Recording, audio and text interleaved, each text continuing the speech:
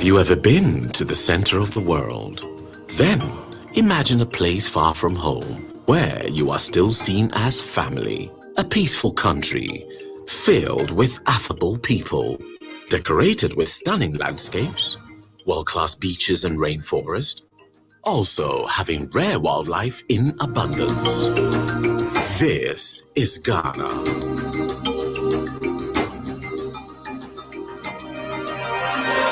Ghana is among the top tourist destinations in sub-Saharan Africa, gradually becoming the end-of-year convergence point for tourists around the world. The country mesmerizes visitors from all walks of life, with some of the world's most historic forts, delectable cuisine, and unique festivals from its diverse cultures. Indeed, there is no dull moment when you visit Ghana.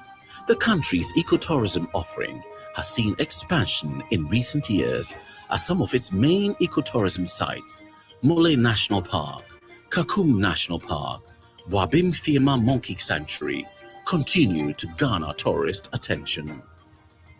Ghana achieved significant progress in developing ecotourism tourists at some of its main nature reserves. After introducing the highly successful Year of Return campaign in 2018, Ghana cemented its place as a top travel and investment destination for Africans in the diaspora. Tourist locations all over the country are steadily being improved to meet international standards as government now mandates sites to acquire specific licenses and certification in order to operate.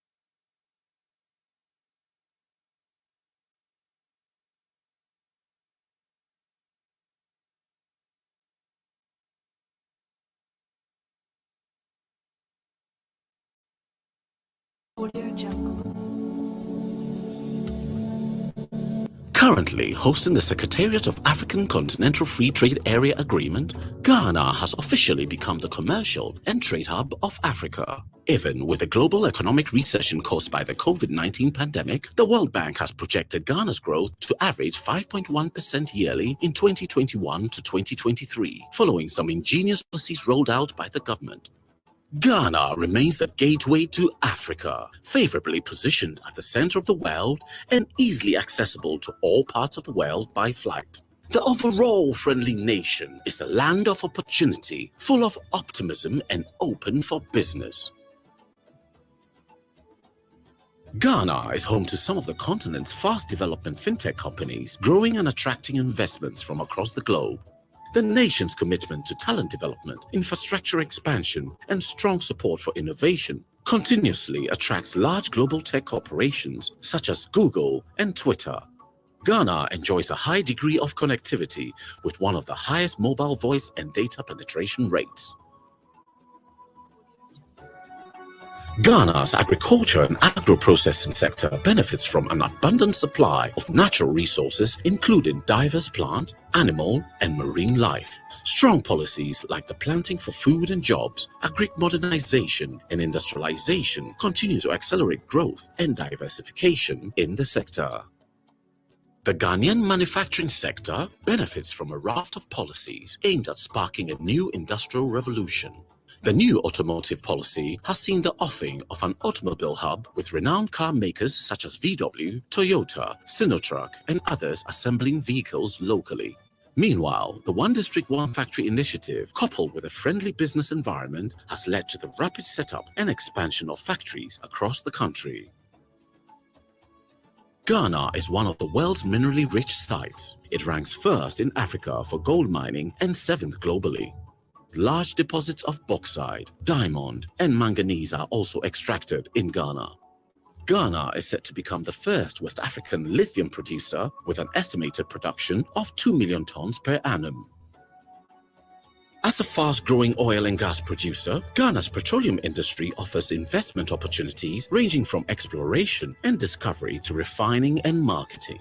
With 3 offshore oil and gas fields, Ghana's oil production is estimated to go up to 500,000 barrels per day by 2024.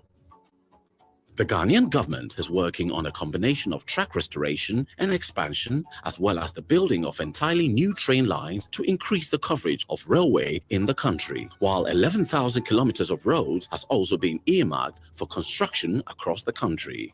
The nation's Kotoka Airport is ranked as the best in service quality in Africa for the size of 2 to 5 million passengers. Meanwhile, the country's main port, the Tema Port, is one of the largest in Africa with a capacity to handle 3.5 million 20-foot equivalent units.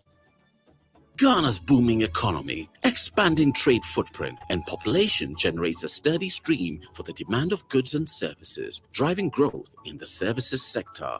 This sector has over the years seen rapid development to becoming a major employer with over 42% contribution to the country's GDP. Ghana entices visitors from all walks of life with some of the world's most historic forts, delectable cuisine, beautiful beaches, and diverse culture. The successes chalked in the year of return has made Ghana a top travel and investment destination for Africans in the diaspora. Ghana's creative industry ecosystem is one of the most innovative, cost-effective, and talented on the continent. The nation's creative art portfolio is undeniably diverse, cutting across music, art, film, and fashion. The industry has taken an added significance as the work of artists become more visible to the world. Ghana's healthcare sector is rapidly evolving thanks to significant infrastructure investment, increased insurance coverage, and growing private sector developments. Zipline, a medical drone delivery company, has stepped in to help meet the immediate needs of communities and healthcare specialists in rural areas. Indeed, Ghana still remains a land of opportunities, full of optimism about an exciting future. We are open for business and we invite you to come, grow in Ghana and grow with Ghana.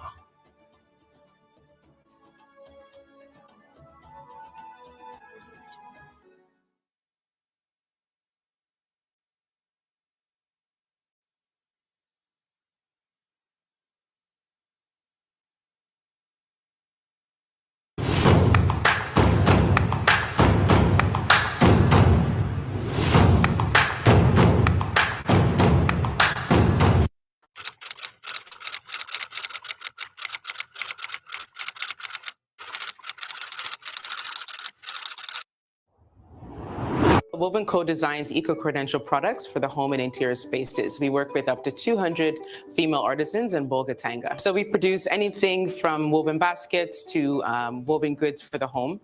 We also participate in art exhibitions.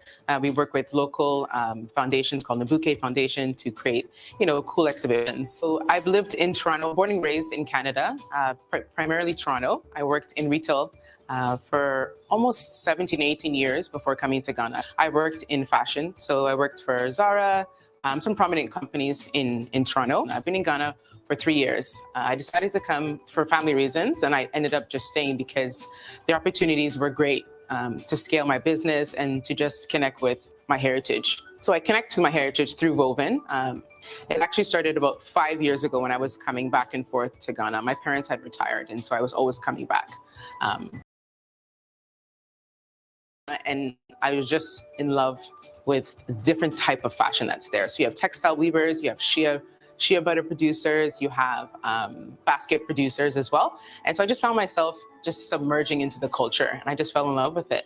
Yeah, I actually didn't make the decision to stay. Like, it was never a specific date. I found that there was an opportunity here, and I knew how to operate with the system here. And I also know how to operate with the system outside. And so my customers are predominantly from North America. And so I just found that it was just a great place to be in. The weather was great, and the artisans were great to work with. So we work with up to 200 women in Bolgatanga, predominantly master weavers, single weaver, double weavers. When you work with people who are from a marginalized community, you have to take into consideration the parameters that they work with. And so we provide skills training, we provide quality control, quality assurance. We teach a whole bunch of skills, actually. And we partner with Scaled Up Africa most recently to provide a capacity building training for up to 70 artisans, especially during COVID. We also worked with Google for an I Am Remarkable program. And so this is great for the young, especially the young weavers, in terms of making positive self-statements, because it's not just about the product, it's about the impact and how your team is able to scale their life while they're working with you. So we also partnered with Oze. They're also based in Ghana, and it was a great way to introduce, especially the young weavers that have smartphones, on how to formalize their businesses, how to keep track of the straw that they use, their output, and also an introduction to microfinancing. Woven Worldwide is in the incubation stage. Our predominant customers are in North America. My goal is to actually spread across Pan-African customers, so to take advantage of the Africa Free Trade Agreement, and also to move into Europe. And with these markets, design and product are really, really important. And so the artisans that we work with are really keen on following spec and dimensions that are needed for B2B markets. My message to the diaspora that want to return to Ghana, I would say for sure, come with an open mind, come with no expectations. Don't compare Accra or any other city in Ghana to where you're from, because Ghana is unlike any other country. Ghana is fertile ground to start something, right? So when you do come, you'll see so many opportunities. Whether it's agriculture, there is a booming and growing creative industry sector as well. I would say just come. The success of my business is a clear statement that the diaspora can indeed grow in Ghana and grow with Ghana.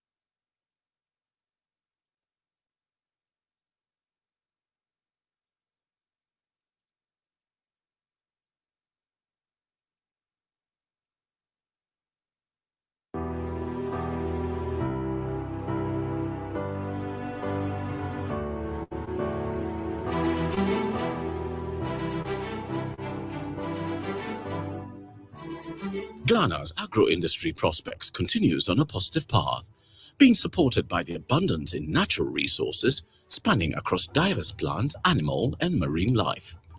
About 57% of Ghana's total land area is classified as agricultural land area, laying grounds for viable micro and macro agribusiness ventures. Currently, the West African country is the world's second largest producer of cocoa, churning out an average of 850,000 tons of beans annually and generating 3 billion in foreign exchange yearly. The agricultural sector is supported by strong policies. Hence, amid the COVID-19 pandemic, it still recorded an average growth of 4.5% in 2020, driven by the crops, fishing, and livestock subsectors. In ensuring its rapid growth, the government has resorted to an aggressive industrialization and value addition drive.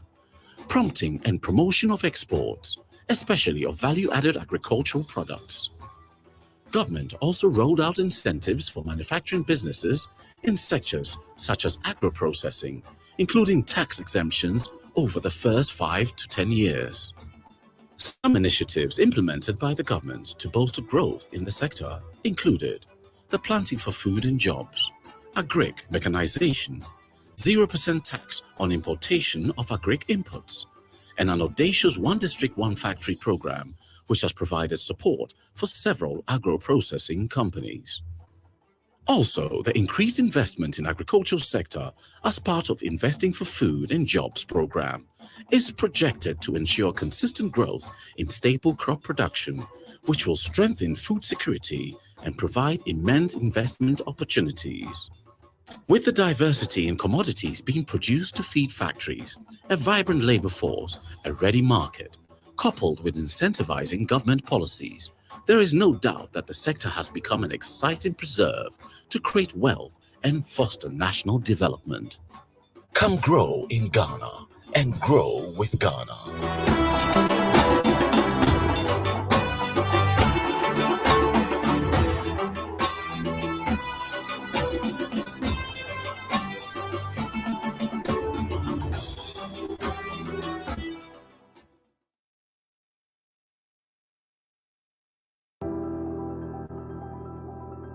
Ghana is experiencing a digital revolution following government's drive to ensure seamless business connectivity.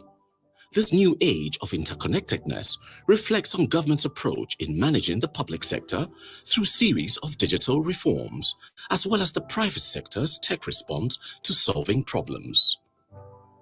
Ghana enjoys a high degree of connectivity with one of the highest mobile network operator voice penetration rates in sub-Saharan Africa at 131.84% and data penetration at 85.99%.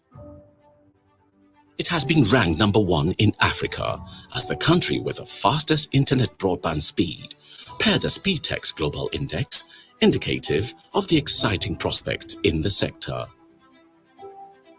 The expansion of internet networks and smartphone ownership has supported a rapid growth of digital services in business, as seen particularly in the rise of mobile money. Consequently, the ripple effect of the increase in mobile data penetration and mobile money platforms is seen in the transformation of the Ghanaian economy, which has boosted financial inclusion and created avenues for companies to market their products. The government regards the ICT industry as a key engine of economic development, and it is committed to maximizing its potential through provision of ICT infrastructure and incubator programs to support startups. Come grow in Ghana and grow with Ghana.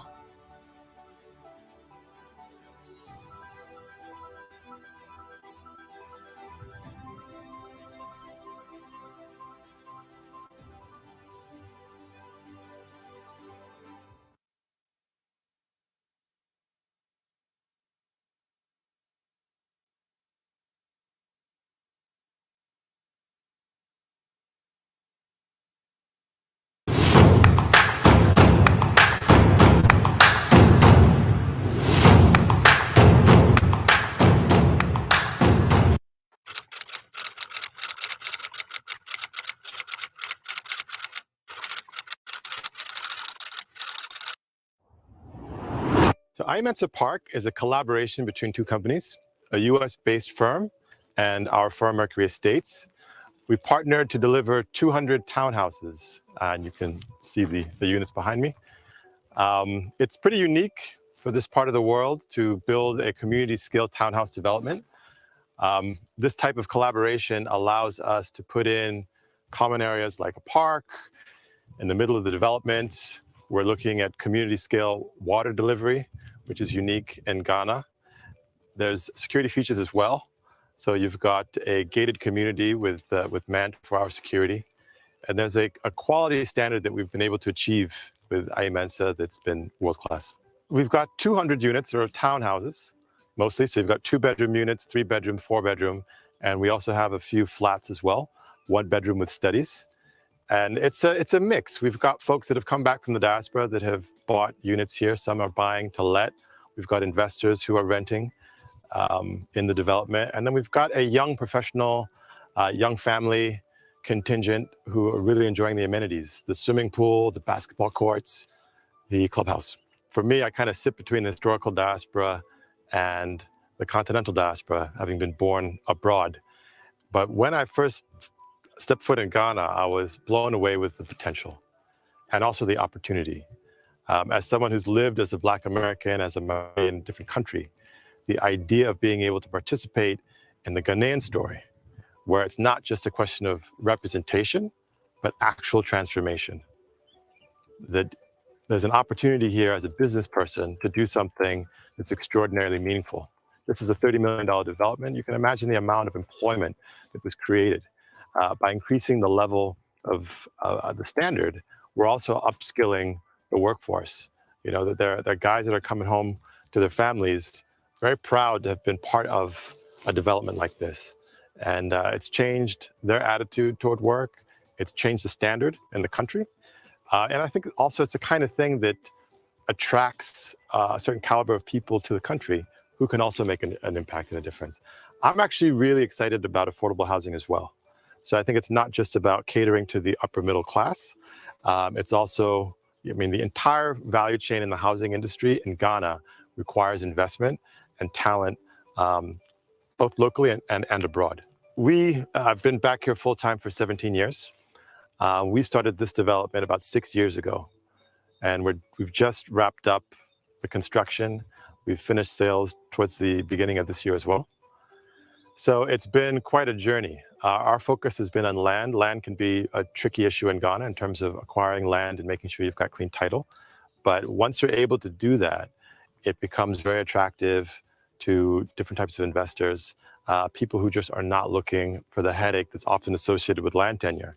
That if they feel they can come to you and they trust that you're able to deliver what you say you can. So from kind of at the macro level, I think we've been able to set a new standard for real estate in the country. And that has a knock-on effect across the industry. That oftentimes the kind of quality that we're able to deliver for a $150,000 price point, people typically in Accra, we're seeing this quality standard at a $500,000 price point. So it's really gratifying to be able to deliver a quality product at a better price, and also increasing the densities. You know, in terms of impact, from a land use perspective, there's not an infinite amount of land in Ghana. So if you can get people to find properties that are more appealing, but are more efficient with the land use, that's a win for the environment. That's a win for society, because you actually are inspiring a different type of community interaction. That it's not just folks with big houses behind gates, but you've got folks that are living a little bit closer together and really developing a sense of community. I think there's something unique that the diaspora can bring to the table, particularly in Ghanaian diasporans coming back and reaching out to the larger historical diaspora. That there's a huge amount of interest in Ghana, particularly on the back of the Year of the Return story. I would say the most compelling reason to invest in Ghana is the quality of the people. There's an extraordinary spirit in Ghana. There are extraordinarily capable folks, and there's a culture that embraces entrepreneurship. Ghana is the kind of place that rewards and long-term investment. So as someone who's benefited from collaboration here in Ghana, I urge the entire diaspora community, both the historical diaspora and the continental diaspora, to grow in Ghana and grow with Ghana.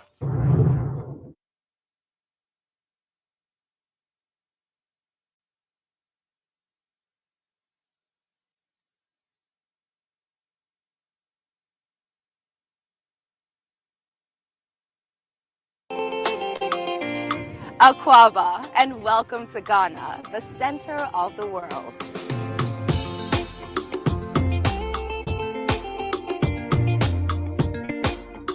Welcome to the center of rich cultural experiences and a hotbed of heritage.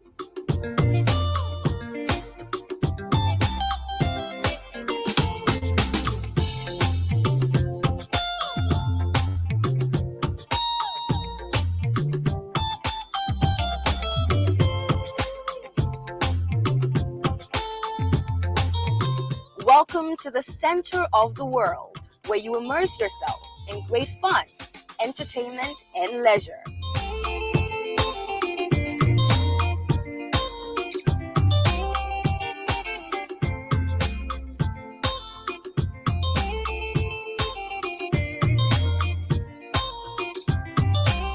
Welcome to the heart of sustainable ecotourism, where nature is still pure. Rediscover yourself with breathtaking nature trips through our mountains, valleys, and lakes. Aquaba, to the center of adventure. Endless thrilling and breathtaking adventure awaits you.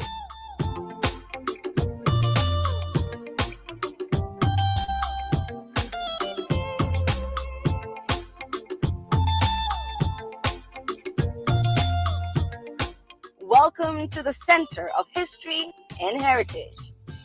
It is time to relive your heritage through our history.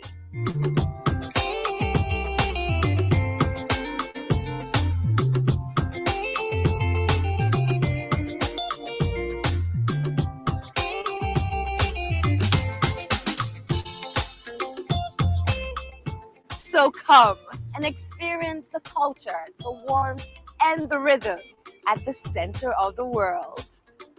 Ghana. Destination Ghana is open and ready to help you discover yourself. Visit Ghana now.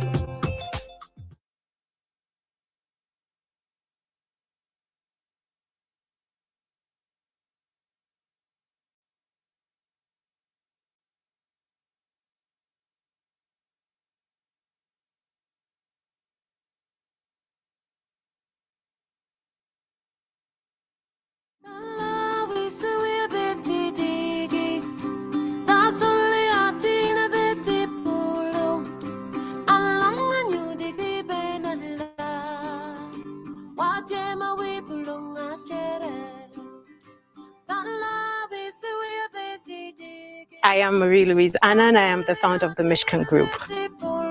The Michigan Group is a for-progress, high social impact group of companies, and we employ a vertical, integrative, circular agribusiness model in our projects. One of the businesses under the Michigan Group is Michigan Farms, where we are organically farming and we'll be processing high-grade, non-GMO cotton, which we will process into fabrics and textiles and oils.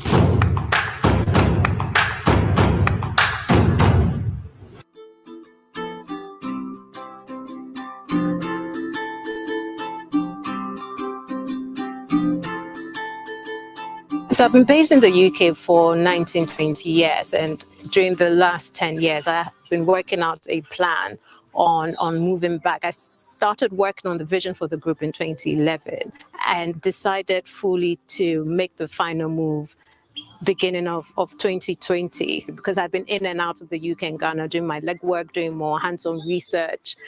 So coming for 4 weeks to 8 weeks at a time. And we are at a proof of concept stage where we've planted a sample of high-grade non-GMO seedlings, which we were farmed organically. And we are ready to scale up to the next stage.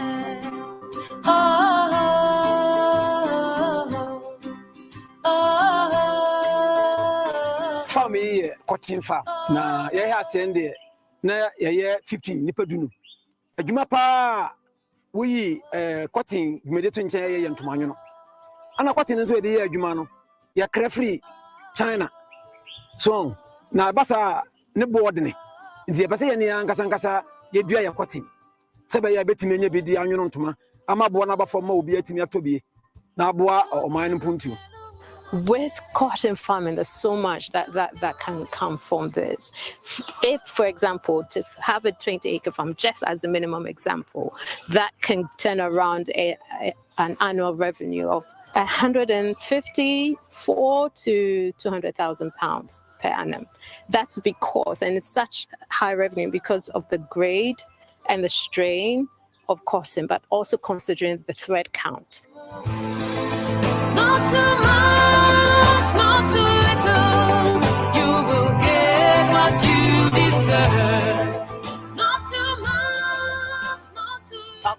focus, our main focus, is to work with training individuals with physical disabilities. I decided, and I'm quite passionate about this, because there was a time I was going through the streets of Accra, and I saw so many people that had physical disabilities begging on the streets, but because they're doing so because there's no infrastructure that is able to support them on a much wider scale to employ them. So we have, with our cotton, we are working with individuals, with our local partner that have physical disabilities. And aside from growing the cotton with the Michigan farms and processing it, we're looking to process into threads and fabrics, and we're looking to have offer training to individuals with physical disabilities in cloth weaving, batik making as well. Nyankopɔn da Roma ɔhene ama yɛasase ɛso a yɛpɛ sɛ daakye ɛtumi trɛ saa adwumadi a yɛdie mu bɛɛ mfie mmiɛnsa kɔn deɛ ɛbɛtumi ahia nnipa bɛɛ sɛ 750 a wɔbɛyɛ adwuma wɔ saa afuo no ɛyɛ mmaa ne mmarima na wo sɛ ba saa no a 1 create employment 2 maburu no anka ebia wɔbɛkɔ baabi sɛ bɛkɔ no wɔmmɔkorɔ no bɛnya adwuma yɛ de aboa ɔman ne mpuntuo. The Michigan Group is looking for investors that can provide technical support and funding. One of the main things we need in order to support our scale is a cotton ginning factory, and with that will ensure that we're able to control the integrity of our cotton production line. So that's one main thing. So investors that are willing to partner with us, but also not just partner with us financially, but come along with expertise and technical assistance. I'm just going to reach out to everyone that's within the African diaspora globally. If you're looking to set up anywhere in the continent, come to Ghana. There's opportunity. There are services that are available that will facilitate whatever business you're looking or thinking of to start. So come with your business idea, research, plan, or just take the risk. If you don't have any plan at all, you don't have to have a plan. Take the risk and come join me, grow in Ghana and grow with Ghana.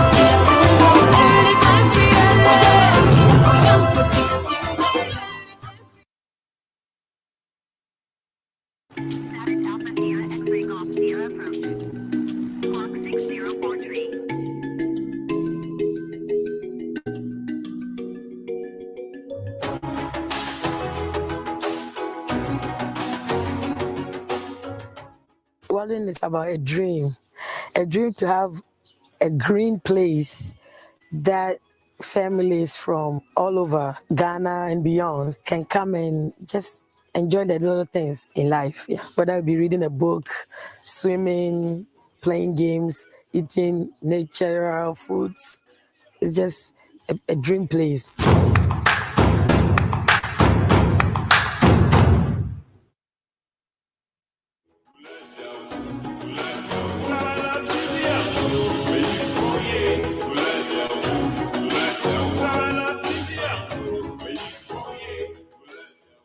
After living in US for about over 25 years, I decided to move down to Ghana.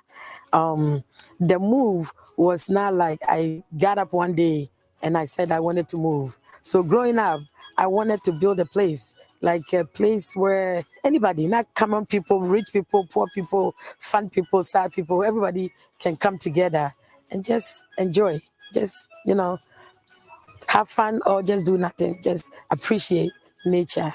I think Ghana was calling me, like, come home, do something bigger, So everything just made me decide that I'll move.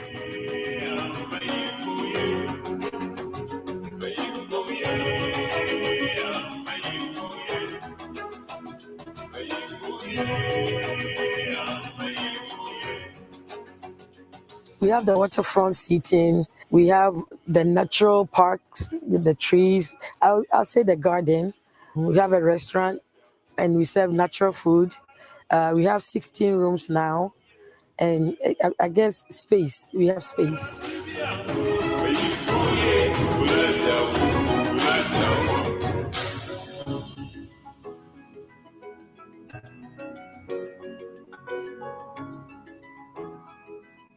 So we have beautiful birds around here.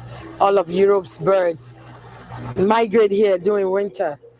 So normally when it rains, right after the rainfall, you see beautiful birds. I've seen bluebirds.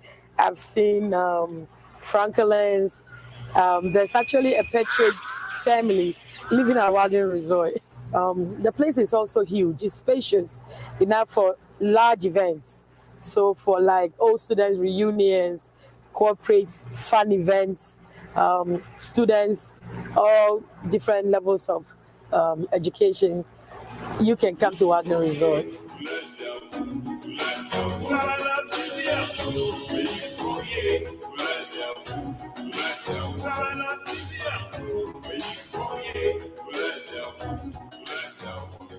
Wilding is looking for people who can bring in a little bit of capital injection. You know, there could be a person who makes boats. We are looking to bring in boats. So if that person will come in as a partner and bring boats, we will take it. But if you see the area needs money, it needs capital. So we want people to come in and looking at the dream of, you know, swimming pools, lawn tennis, basketball courts, zip lines, jet skis. You get where I'm going with Wilding. Somebody can come in and say, oh, I'm going to build the rooms you're talking about. And then we get, based on the money they put in, we can be partners.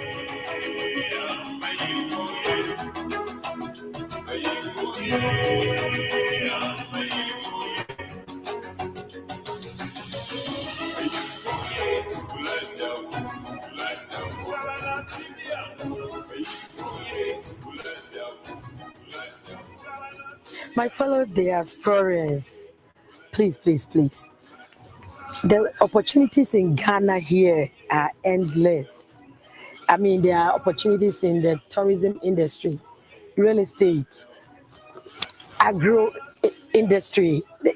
I mean, you can package your own food, you can build real estates, you can join the hotel and restaurant industry.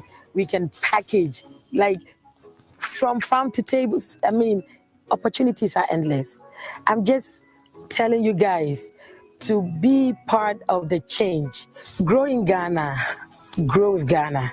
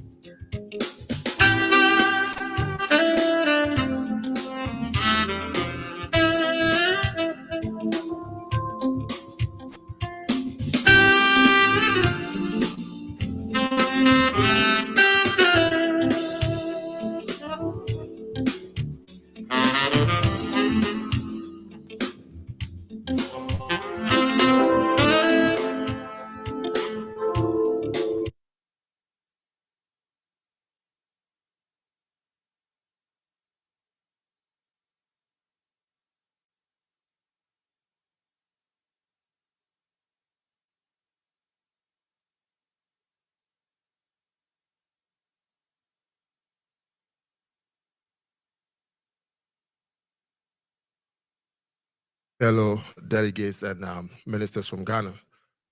Well, I noticed one thing and it made me laugh because we're really brothers and sisters, you know, our time.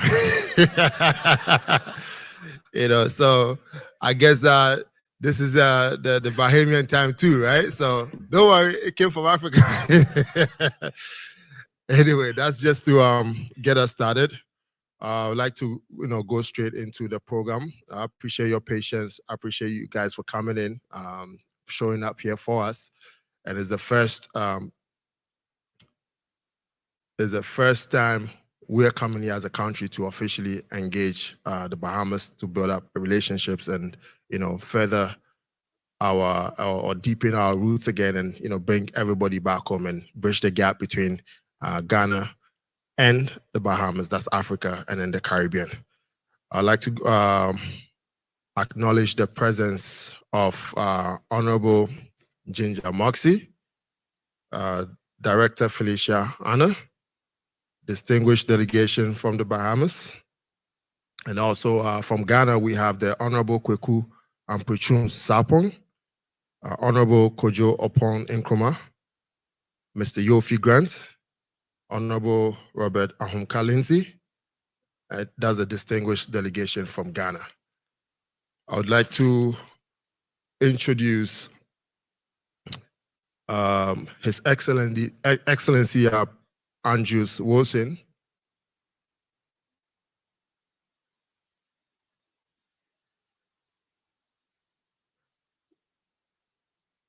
He will be coming on in a few minutes. We're just going to move things around as well on this program as well. But I'd like to have Honorable Ginger Moxie.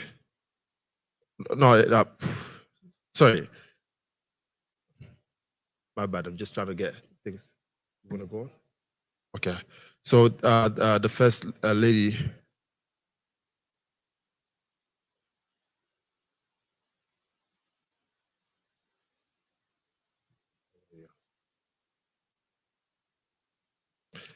All right, bear with me here. We're just trying to move things around here, so that should be okay. Oh, yeah.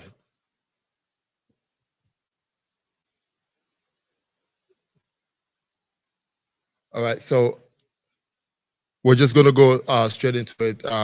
I'll get my opening address by Mr. Yofi Grant to come up on stage to get us started. And let's give him a round of applause.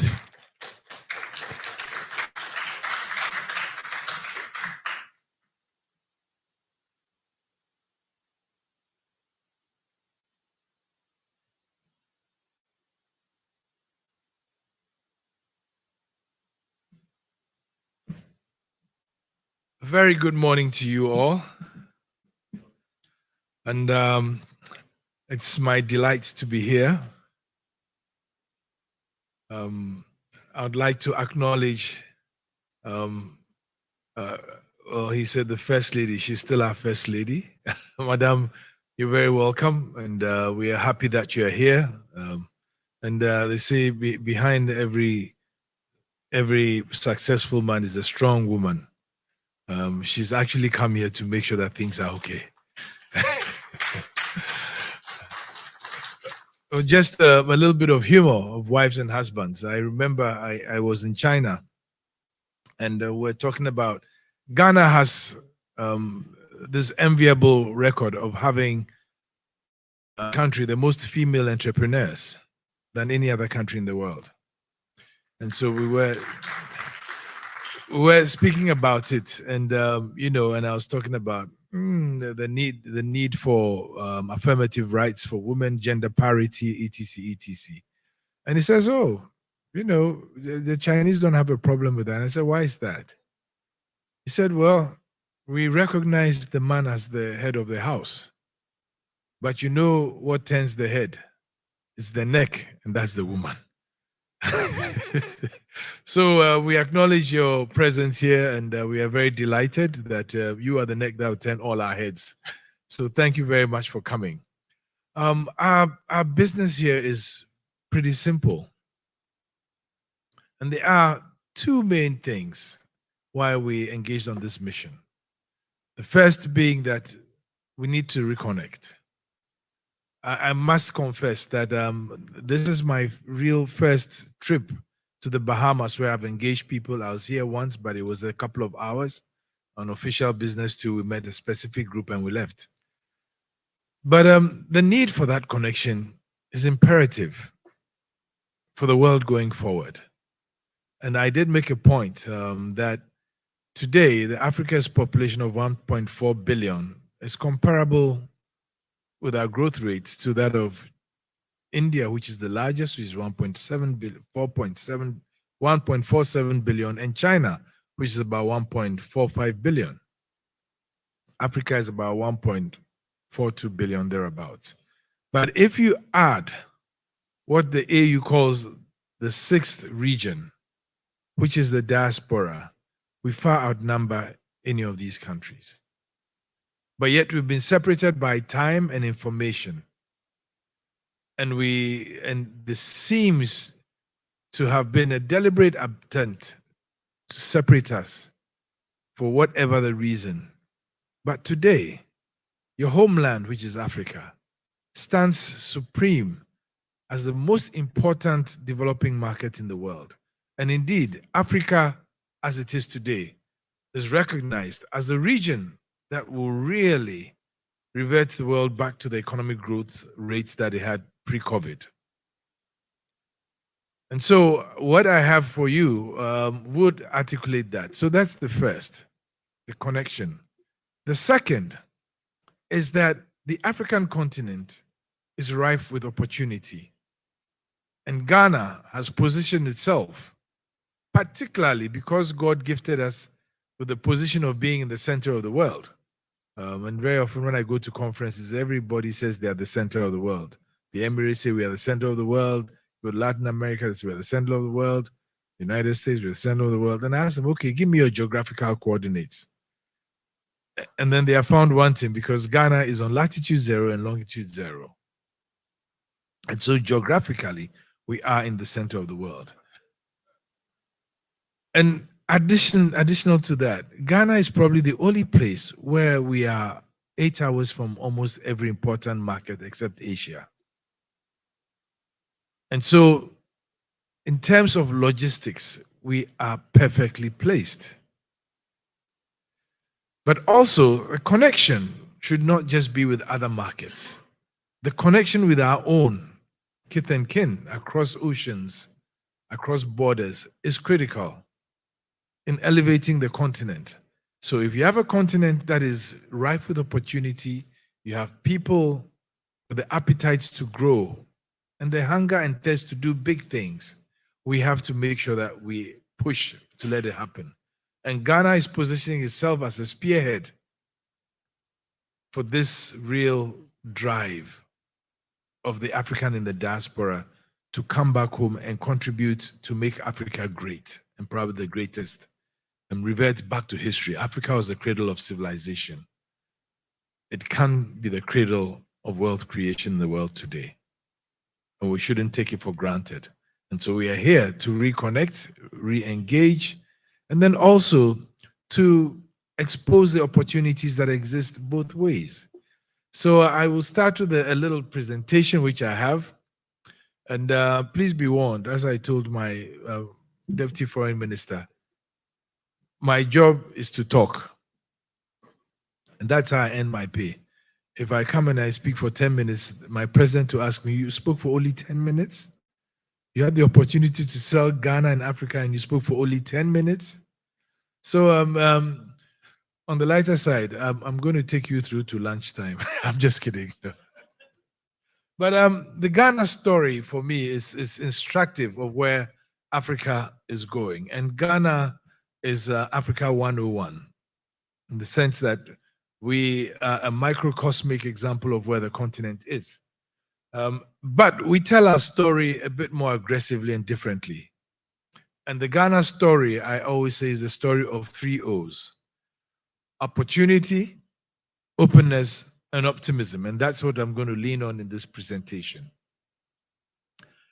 We've had a great historical relationship with the Bahamas, although very silent. And I was very, touched when I heard that 3 ships that left the Hunter region in the western region of Ghana sailed to the Bahamas. And that was the first lot of slaves from that region straight here. So there is a direct connection. And we see direct descendants of those people from Ahanta right here in the Bahamas. And they are here with us. And they reflect the spiritual link that we have. And I'm very delighted, and I was extremely excited to see Christopher. He's not here this morning, is he? No, he's not. But Christopher has gone all the way back and been recognized as a royal in Ahanta in Ghana. That is extremely important for us. And then we also have our own Ahanta Queen Mother here, who you all know. And these reflect the relationship that we've had over 400 years. But we haven't exploited that relationship to quite recently. So we are proud to come here and meet them and know that they are part of us and we are part of them. Now, beyond that, it's also the fact that we also recognize that we need to commemorate the 400 years when the first batch of slaves left the shores of West Africa to the United States of America. And although there were only 20, it actually opened the gates for a flood of the trade. And we call that the year of return. And for us, the year of return was an invitation, a loud invitation to call back our brothers and sisters and say that we are still part of you and you are still part of us. And the Africa that we own and claim is just as much as mine as it is yours. And so we expect you to take up that challenge, take up that invitation, and make sure that we reconnect. So, we've had that very interesting relationship, and more recently, we've actually manifested that with the setting up of the African-Caribbean Trade Mission, which was established in Accra by my very good friend, His Excellency Andrew Wilson. And Andrew, we claim Andrew as one of ours, as much as you claim him as one of yours. So he straddles both countries and has also opened the opportunity for a real trade and commercial relationship. And already, I've visited some of the shops and I see Ghanaian goods here and I feel very proud. The funny part about it is that I had to leave Ghana to come to Bahamas for him to give me one of his t-shirts. So I thought that was very good. But that is the more important thing that we want to establish here, that there is real opportunity for us to work together to optimize whatever ambitions and aspirations that we have. We are still very small in the engagement. If you look at what has happened, if you look at just general trade, $2 million, it's quite small in between. If you look at investments recorded from the Bahamas from 1994 to 2022, you see where it is. It's mostly trade. It's not even investment. But we understand that because almost all investments we do is for trade. So there is a real question that we ought to ask ourselves. Are there opportunities we can optimize? And the answer is a big resounding yes. In the past 3 days that we've been here, we've had engagements, we've had meetings, and we've been around, and we've seen these opportunities that are there. And it's just not in goods, but in services.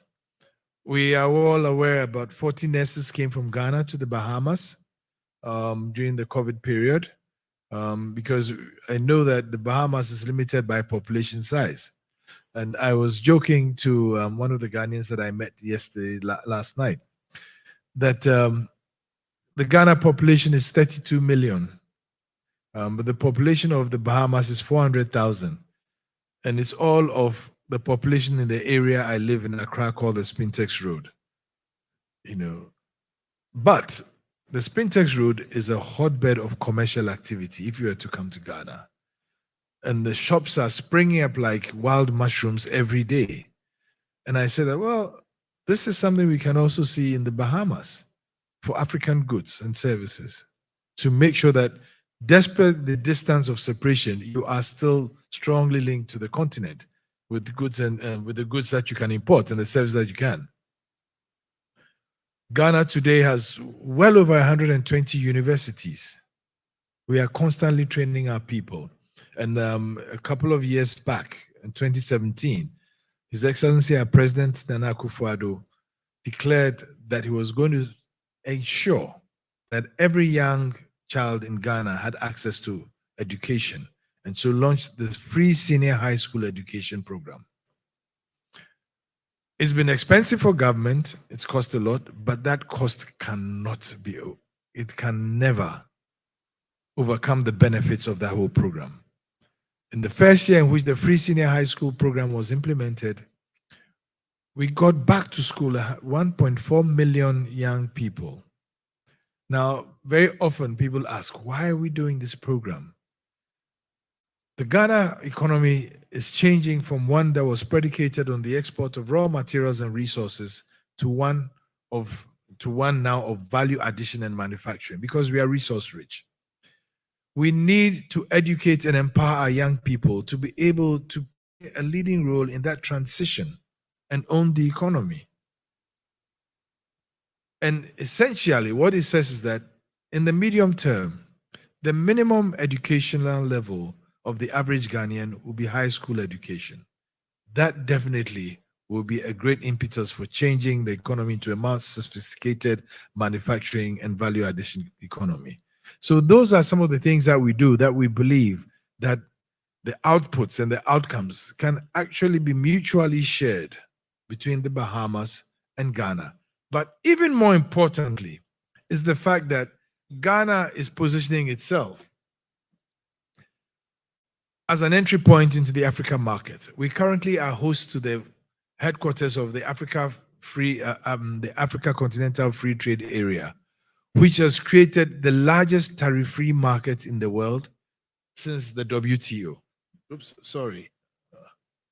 Since the WTO. It's a market of 1.4 billion people. But we also look at Ghana as an entry point. And then on the other side, we look at the Bahamas as our entry point into the Caribbean. So there's a mutually beneficial opportunity that we need to also elevate and exploit. And we cannot take it for granted. And that is one of the key reasons why we are here. There is a little video, and can we have some sound with this?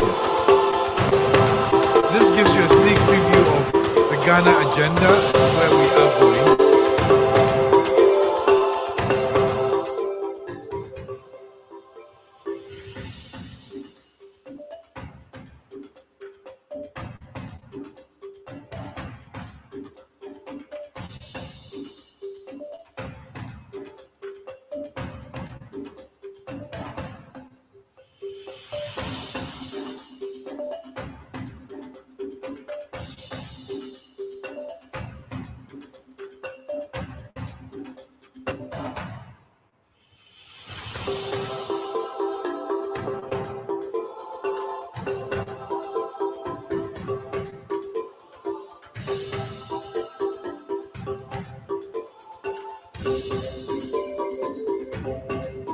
So this just gives you a sneak preview of the Ghana situation. But just a few points. Our GDP is 77.6 billion as at the end of 2022.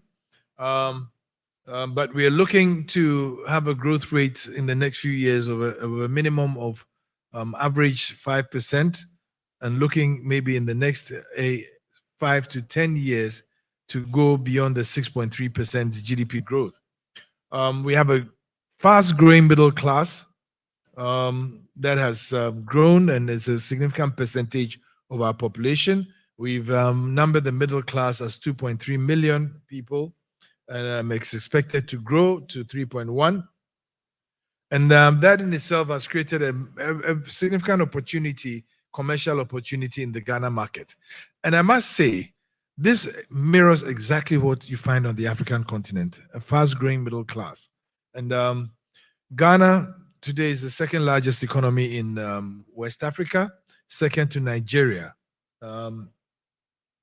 But we believe that it's important that we highlight that, because the ECOWAS region, which comprises 16 nations of West Africa alone, is a significant regional market in the Africa Continental Free Trade Area. And so we believe that you should take cognizance of that. We are also a pretty stable political environment, and that makes us attractive as an investment destination. And I don't know whether I can do a little bit of bragging here, but for 4 years, Ghana has been voted the most attractive investment destination by the prestigious CFI.co magazine, and GIPC has been voted the most, I don't know what to say, but we're the #1 investment promotion agency in Africa.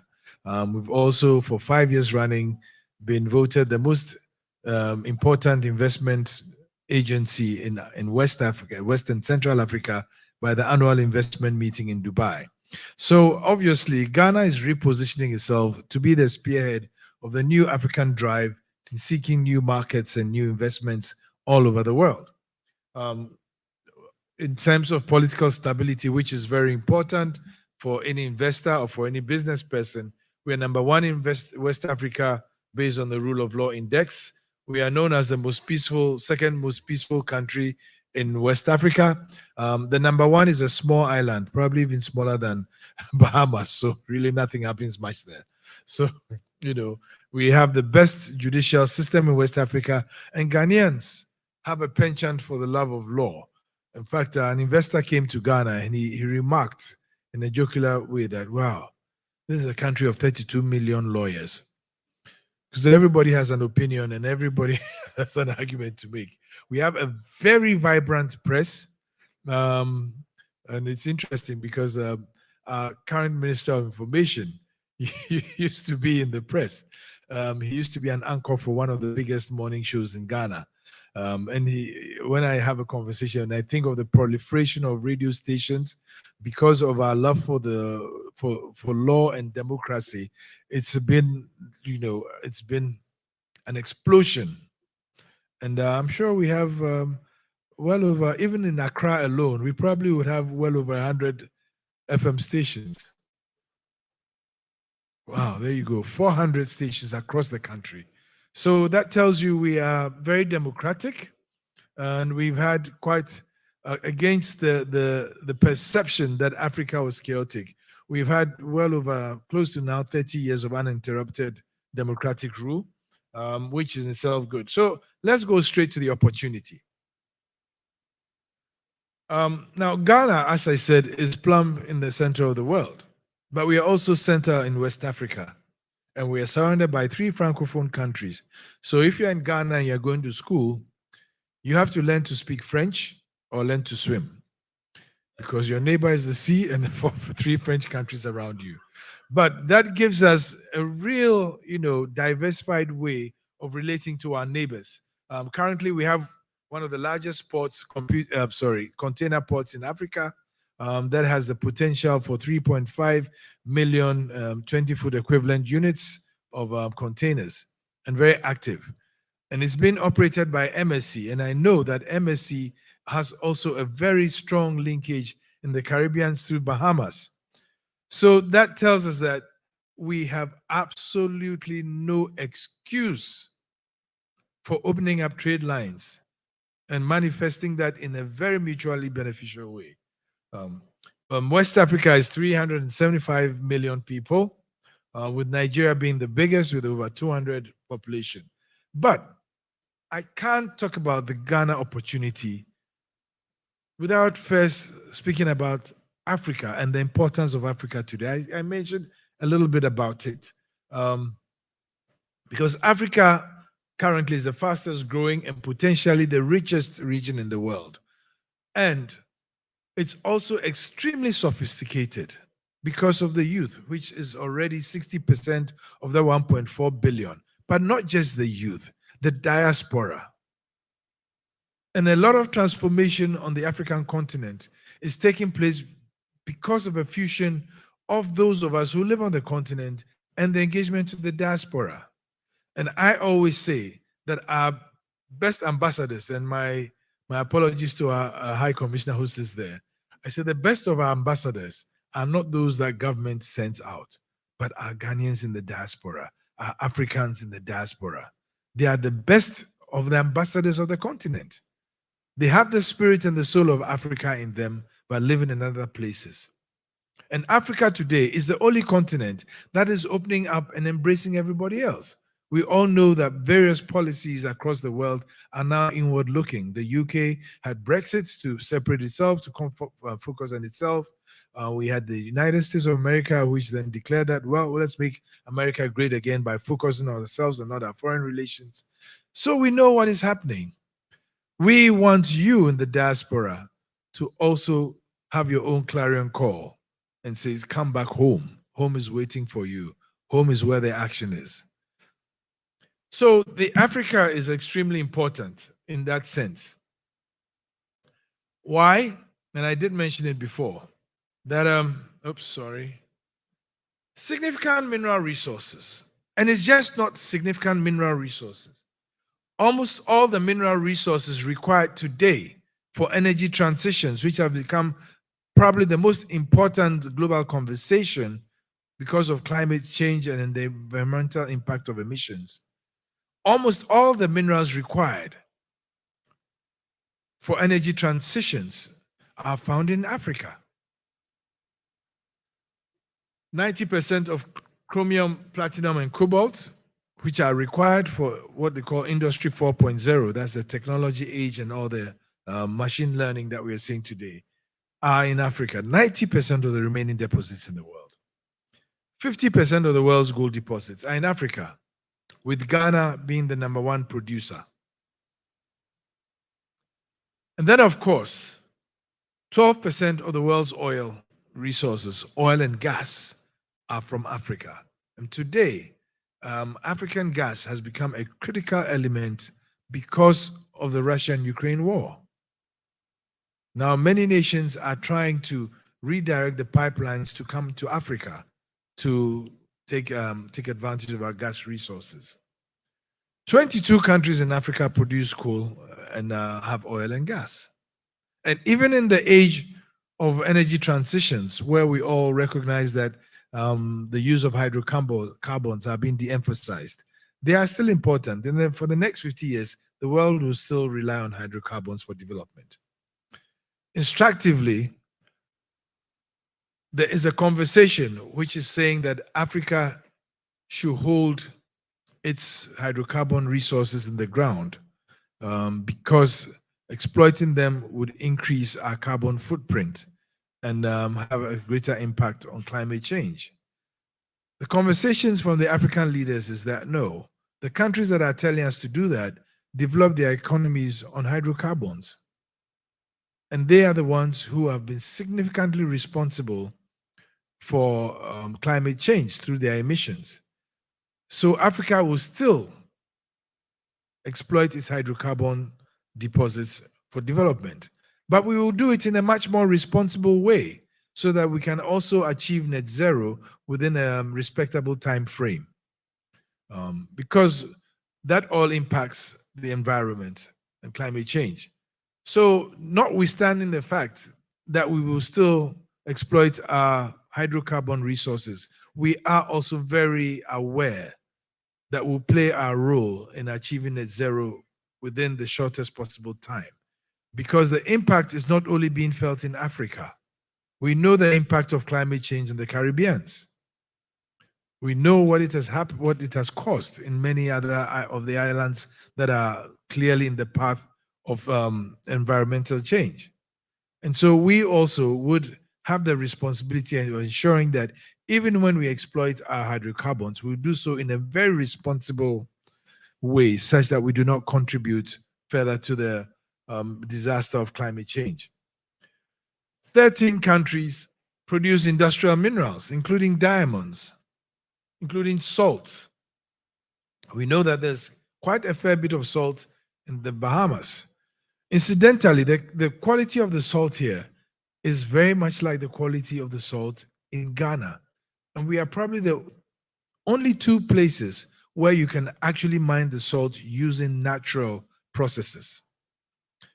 And in Ghana today, we have a large should I say, engagement to use salt as a major export. The neighboring market of Nigeria requires more than 10 million tons of salt a year.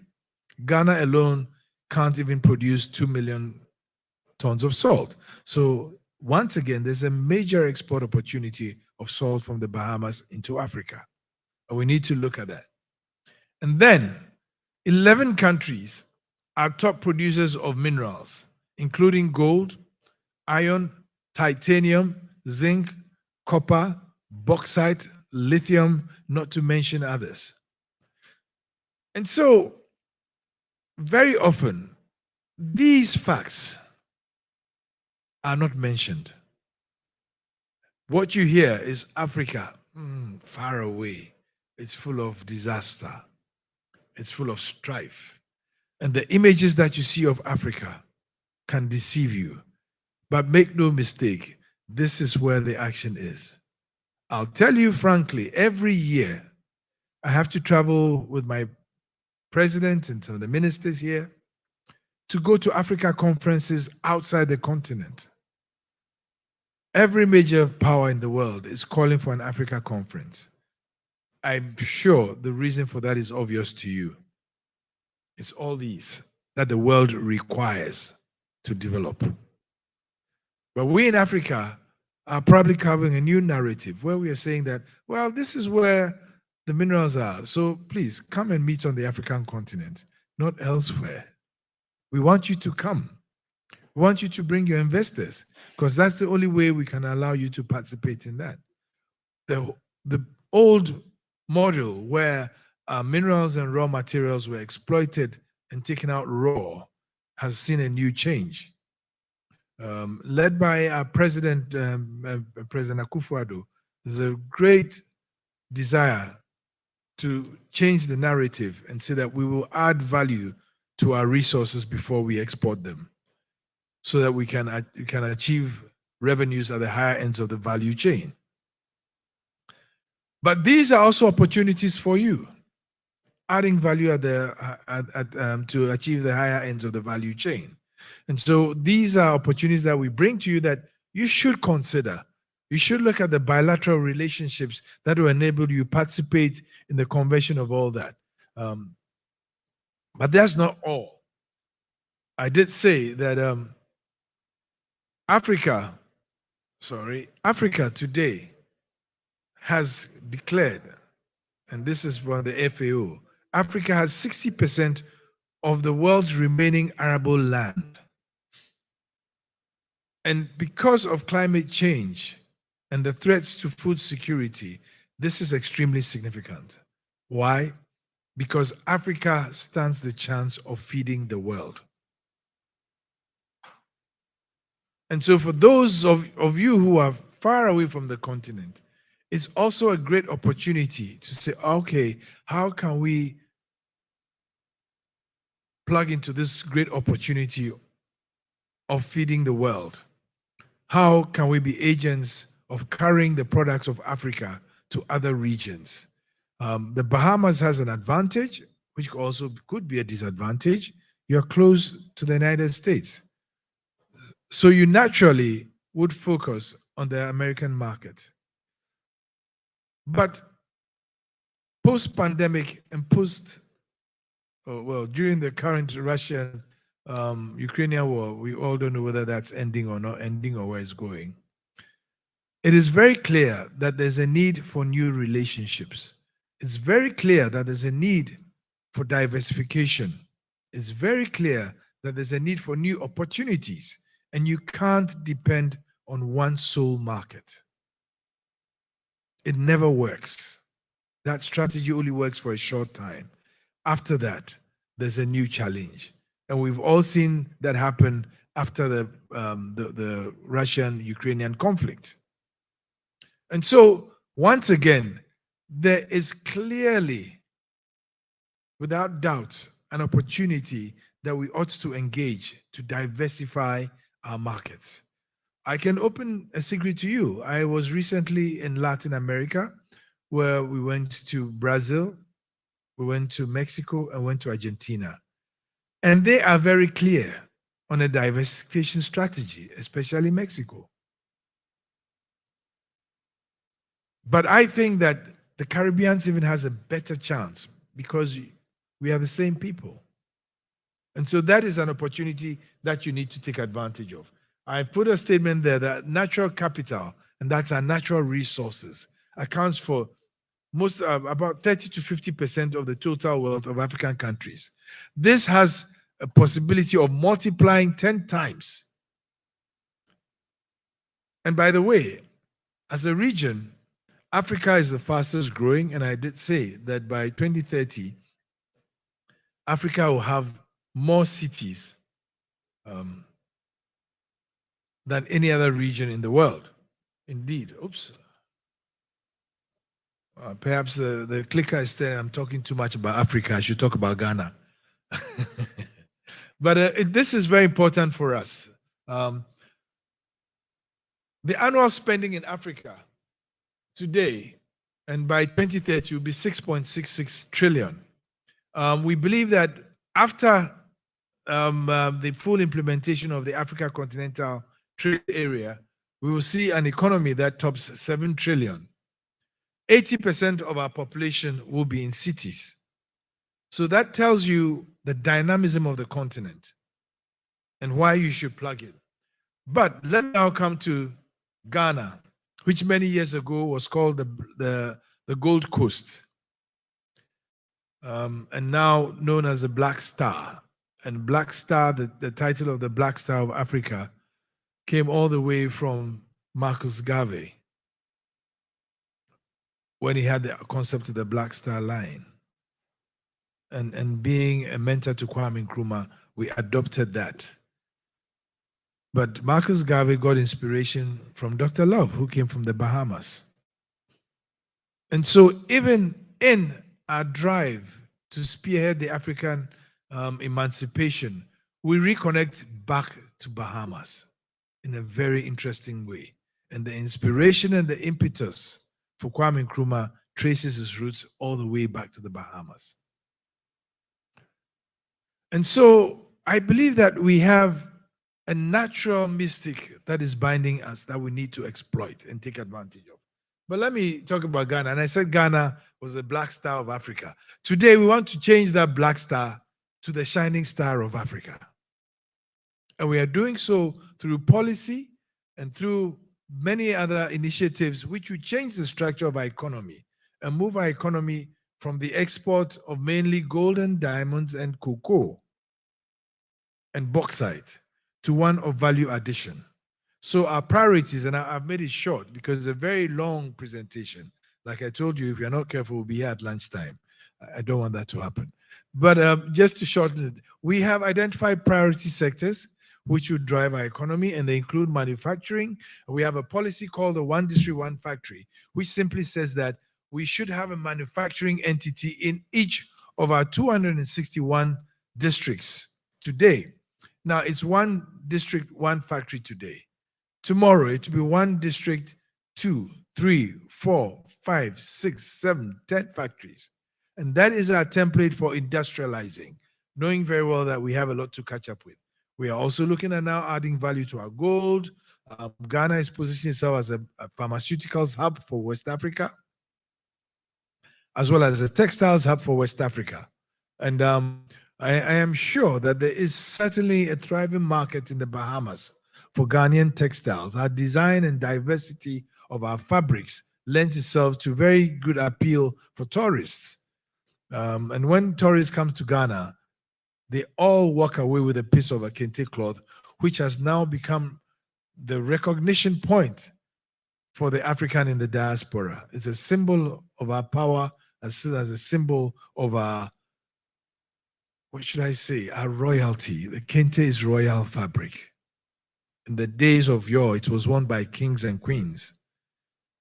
But we believe that kings and queens live in every African. And so the kente cloth, all of you must have a bit of the kente cloth.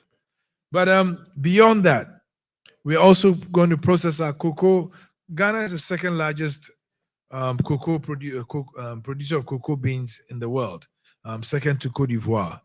And in the past, we've been exporting our cocoa beans, but more recently, we've decided that we will no more export our cocoa beans. We'll add value to the cocoa beans before export. Now, cocoa is important for many things. Of course, for confectionery, chocolate, and everybody loves chocolate. And then, of course, for the other things like the fashion industry, where we have cocoa butter, and we have cocoa liquor for drinks, etc. So it has multiple uses. But can you believe that for every chocolate bar produced in the world, the cocoa farmer who produces the beans earns less than 5% of the price of that cocoa bean? So our president declared that, no, we have to reverse that. We will add value to our cocoa in situ before we export it. And so that we can also once again achieve greater earnings from the higher ends of the value chain. Of course, energy is important because if we want to industrialize, energy is critical. So Ghana is positioning itself fast as a place where energy companies, especially renewable, sustainable energy companies, are investing. We have quite a number of companies in Ghana doing solar. And we have quite a number of Ghanaian companies in themselves actually going to the solar energy business. And we have investors who are now looking at producing solar panels and solar implements in Ghana. I would have to pause at this point and hold as we invite and welcome His Excellency the Prime Minister. So shall we stand to welcoming in?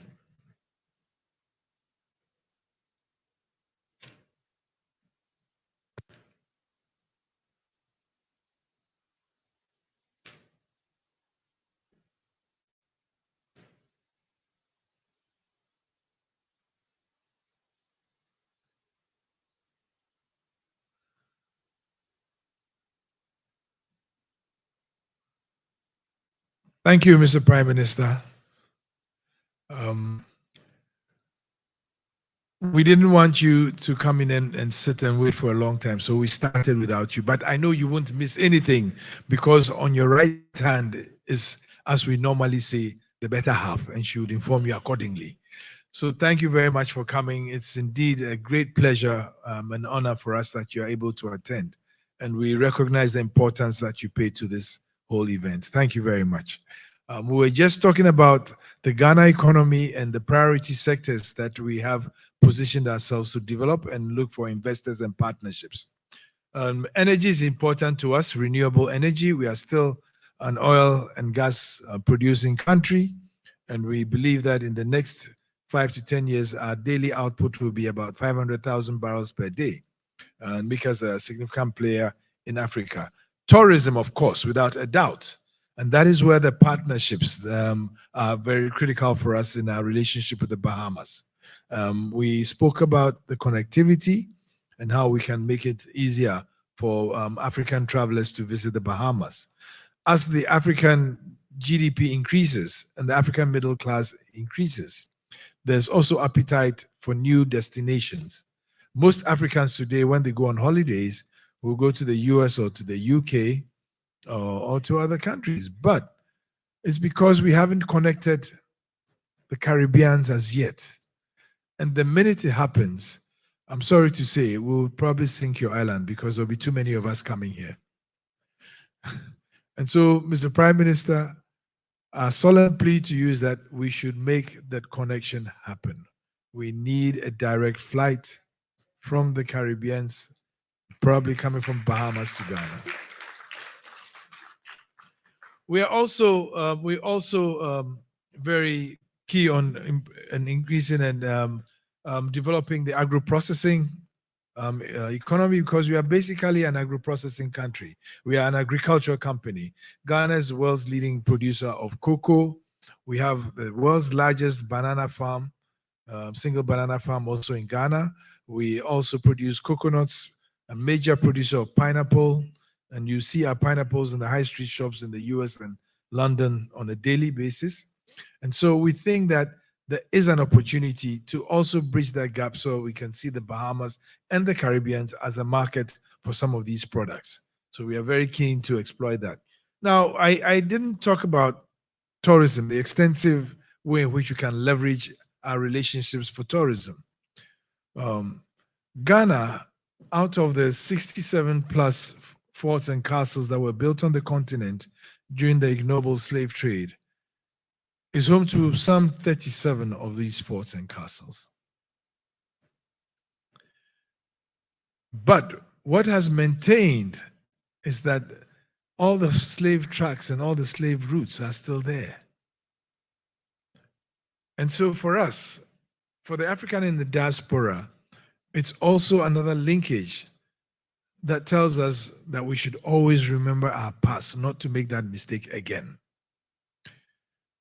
A common parallel that I always give is that are the Israelis who make sure that they have a strong tie to their history, and they will prevent any of the incidents that had wholesale effect on the Israeli nation.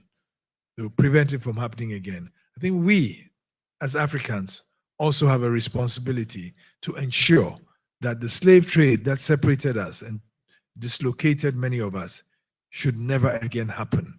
And that is why we commemorate the year of return and beyond the return. We are basically a tropical country, and so abundant flora and fauna across the country, and very interesting things. And I'm sure you saw some of the things that are happening. But then, of course, we are also today aggressively improving our infrastructure.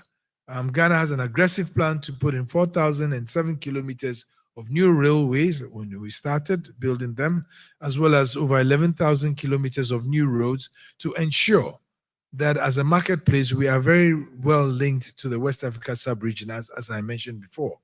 And that, of course, we can also, as we industrialize, have a better way of connecting and distributing our goods and services. The opportunities are still there. We are a strong resource pool, the largest gold producer in Africa, the second largest global producer of cocoa beans, increasing population and middle class and consumer market, a land mass of approximately 250,000 square kilometers is 30 million acres of suitable land for agriculture. And government, once again, has engaged in a new agricultural policy called Planting for Food and Jobs to ensure food security in the medium term. And in just 3 years of that program, we moved from a net importer of maize to become a net exporter of maize. And so we are very confident that with these very strong policies, we are repositioning ourselves for trade and export. We additionally have significant deposits of bauxite, iron ore, manganese, lithium, timber, diamonds, not to mention ornamental minerals as well. And comparatively, because of and I mentioned to you the free senior high school education and the liberalization of education in Ghana, with over the 100 universities that we have available abundant skills and labor, which could assist us transform the economy. I'll just skip this because I've just spoken about it. There's a major drive to educate our young people because that's 60% of our population. And so we in Ghana remain a country with one of the highest literacy rates in West Africa. Our wages are competitive to ensure that the youth are engaged and can actually contribute to that. We have a growing population. Our population growth rate is 2.2%. And we have individuals in our country whose minimum daily wage tops $8 per day. And that is very important for us. Our consumer market is estimated at $24 billion and is expected to grow to $35 billion. But there's even a more important statistics which I want you to keep note of, and that is the impact of fintech and technology. And last year, total transactions on the mobile phone alone in Ghana topped $1.2 trillion. Much bigger than our economy. In fact, I can tell you without a doubt that I never carry cash, sometimes embarrassingly, because I do all my transactions on my mobile phone. even Ghana, when you are paying, you're doing a bit of charity, you use your mobile phone. And it's very good because it helps you with the security. But like I said, sometimes it can be embarrassing because you go somewhere and they ask you for maybe a few CDs. And you say, no, I'm not carrying CDs. And they look at you, what kind of man walks around without carrying money? But it's all here on the mobile phone. So it's something that we believe that between our two countries, we can work together to also use. And it doesn't even require literacy. There are people in Ghana who cannot read or write, but do all their payments and transactions on their mobile phones. And it's an amazing thing, isn't it? I was just talking about the growth of the middle class. Total retail sales in 2021 topped $24 billion and expected to grow to $35, first in West Africa, third in Africa, and eighth globally. So though we are a small market, the impact of commerce is massive in Ghana markets. Now the African size, I said the market size. All the talk about investment, all the talk about partnerships for linkages and trade is about this statistic. The fact that you have 1.4 billion people in Africa as a potential market is critical. The fact that you have 375 million people in West Africa is also impactful. And so we speak to you as our brothers and sisters, take advantage of these markets.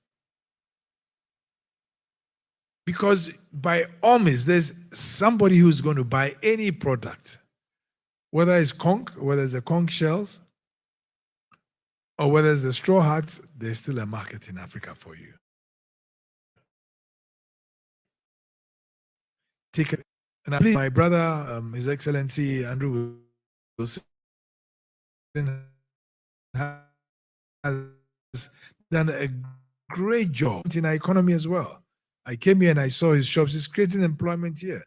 These are the people we should support. And Your Excellency, we thank you very much that he is the one nominated to be the ambassador to Ghana or the High Commissioner to Ghana. He's a good example and a great ambassador because he actually exemplifies the type of relationships that we want.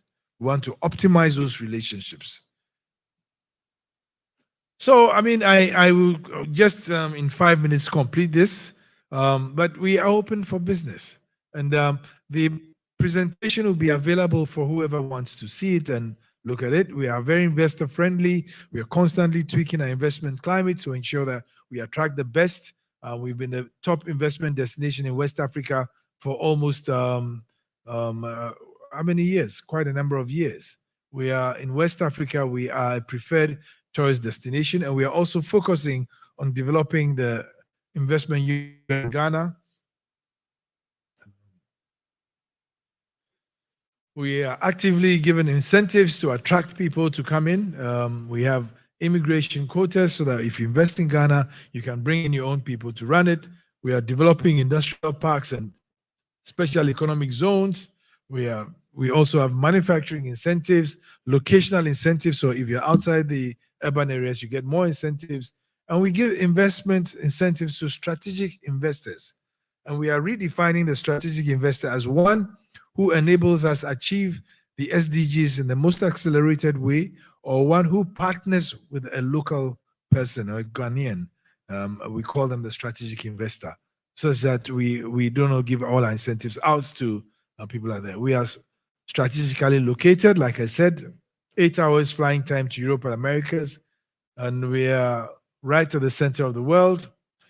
But we are extremely optimistic about our plans.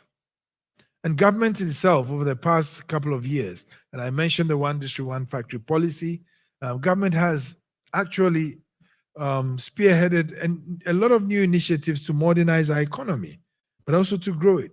As we speak, by the setting up of this one district, one factory policy, in 3 or 4, 5 years, 296 factories have been built.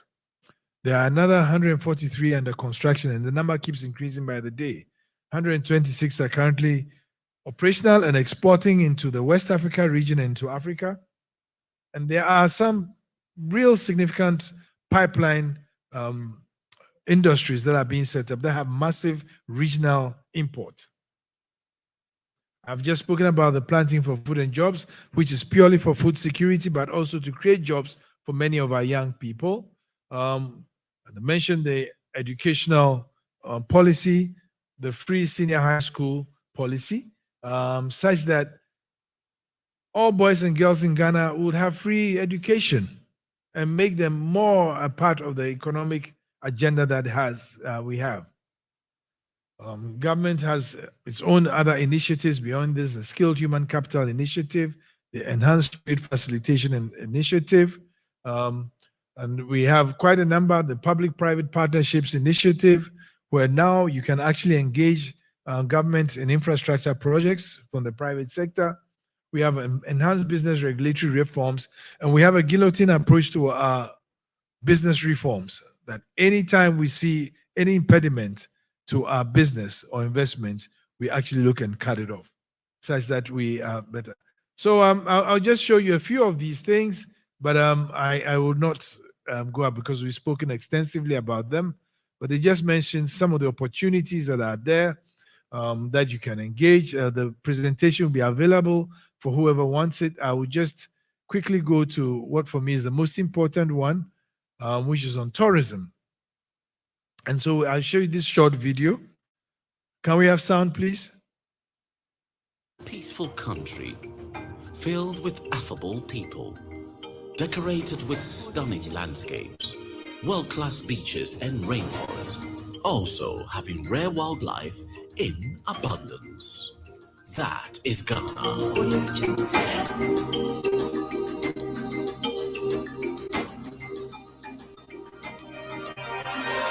Ghana is among the top tourist destinations in sub-Saharan Africa, gradually becoming the end-of-year convergence point for tourists around the world. The country mesmerizes visitors from all walks of life, with some of the world's most historic forts, delectable cuisine, and unique festivals from its diverse cultures.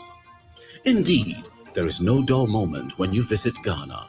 The country's ecotourism offering has seen expansion in recent years as some of its main ecotourism sites, Mole National Park, Kakum National Park, Wabim Fiema Monkey Sanctuary, continue to garner tourist attention. Ghana achieved significant progress in developing ecotourism tourists at some of its main nature reserves. After introducing the highly successful Year of Return campaign in 2018, Ghana cemented its place as a top travel and investment destination for Africans in the diaspora. Tourist locations all over the country are steadily being improved to meet international standards as government now mandates sites to acquire specific licenses and certification in order to operate.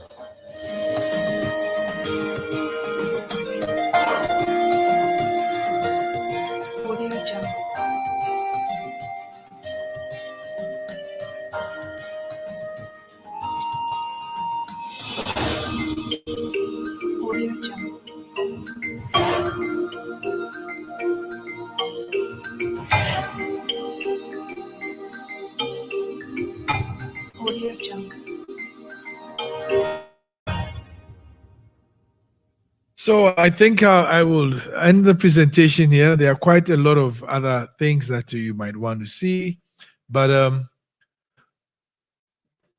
I guess my message has been simplified for you. I guess it has come clear to you. The last thing I'll talk about is sports. And I'm sure anybody who watches soccer would know that Ghana has always been a major exponent of soccer on the continent. And we take a lot of pride in our sports. So we believe that a linkage with the Bahamas can only once again inure to our mutual benefit, because you have some world-class athletes here who we want to also bring to Ghana to train athletes. We are the same people. And I remember there was an argument of why there are a lot of great sprinters from the Bahamas. And the history tells us that in the early 60s, some of the world-class athletes in the sprints were from West Africa. And I said, well, it's because we are the same people. You know, we are the same people. Maybe we've gotten lazy in Ghana and we stopped running, but then the Caribbeans are still running. So we believe that we can have a lot of cooperation in the sports sector, such that, you know, we can build bigger economies. Our financial sector is also very important for us, because then we are opening up opportunities that we can leverage. So with this, I just close the presentation and I'm ready to engage. We look forward to a successful meeting and engagement. We just didn't come to show you these. We came to make sure that when we leave here, we go with something, and we go with you in our hearts. So thank you very much for listening, and thank you very much.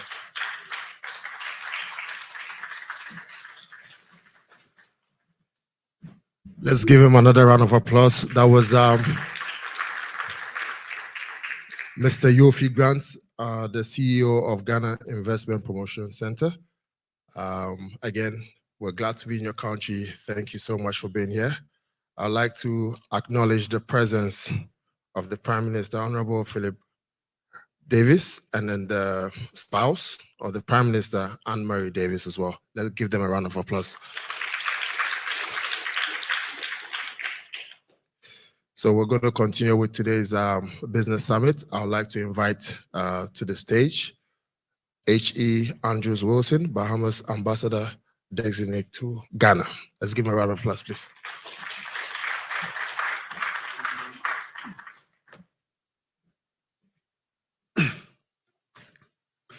Prime Minister, Honorable Philip Brave Davis and Mistress Davis, Honorable Ginger Moxie, Minister for Grand Bahama, Honorable Kweku Sapong, Deputy Foreign Minister, Honorable Kojo Opong Nkrumah, Minister of Information, Honorable Nisaya, Ambassador to Cuba, the Caribbean, and the Bahamas, Jeffrey Grant, CEO of Ghana Investment Promotion Center, other distinguished guests, ladies and gentlemen, good morning. It is an honor for me to welcome all of you to this first ever Ghana-Bahamas Business Summit under the theme, Building Stronger Ties. I thank you all for coming. The purpose of this summit is to break barriers and build bridges. This summit is meant to reconnect our family separated over 400 years ago, when our ancestors were enslaved and transported across the ocean to build this new world for the benefit of others. Today, we begin the conversation about cooperating in building a new economic model of prosperity for the benefit of our children.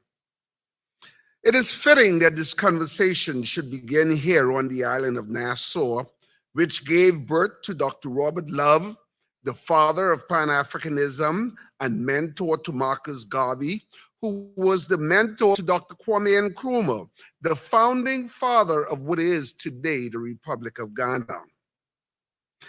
In his independence speech of 1967, Dr. Nkrumah said, and I paraphrase, "The independence of Ghana is meaningless without the economic liberation of Africans globally." To paraphrase our own founding father, Sir Lyndon Pinling, if we as a people are not prepared to develop our own economies, we don't deserve to own it.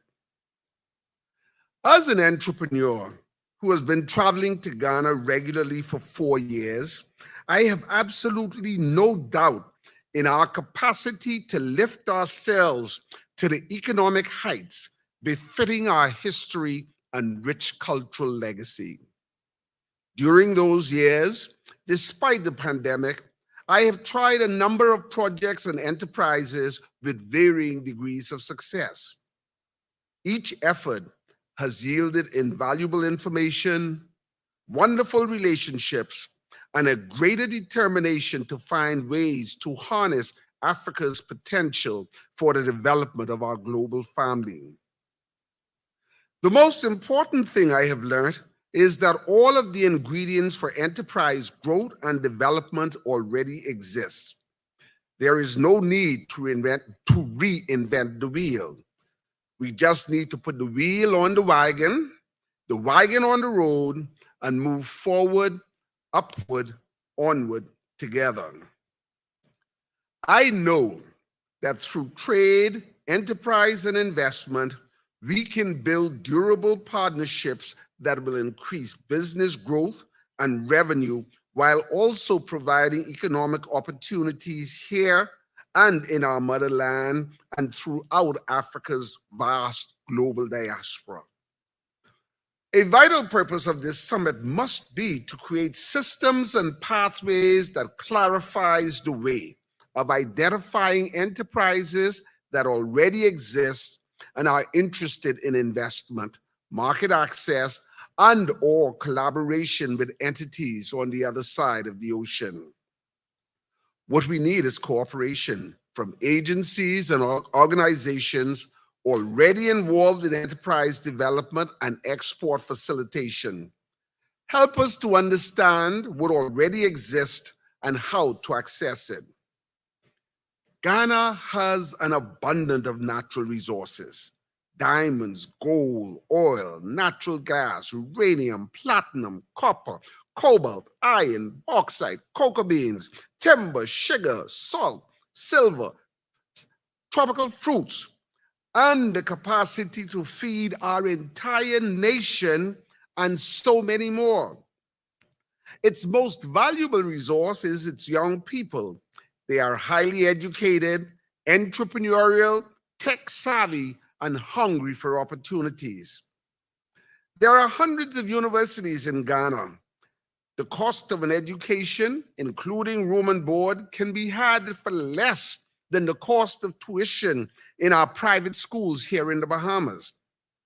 Ghana has everything abundantly.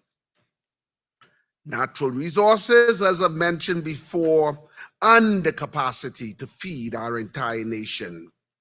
I continue to say to everyone who would listen that the opportunities that exist in Africa today are 100-fold that which created the Rockefellers, Carnegies, Mellons, and other titans of industries. Africa's challenge are Africa's opportunities. By the turn of the century, Africa is set to have the largest workforce in the world, with a combined GDP estimated at over $16 trillion. The opportunities in Africa belong to us all. I encourage you all to visit Ghana and see for yourselves the wonders of our motherland. Remove from your mind the propaganda of the media projecting Africa as a place ravaged by wars and famine. In Ghana, I go walking at night, something I certainly would not do here at home. Ghana has opened its door to the diaspora as the gateway to Africa. Let us walk through that door and see for ourselves all that Mother Africa has to offer.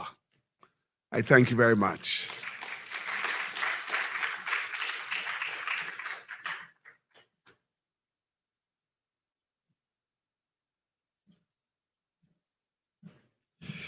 So that was His Excellency Andrews Wilson, and practically Ghana is claiming him, and Bahamas is thinking about keeping him with us or not, you know. So, like I said, it's an honor to be here in the country.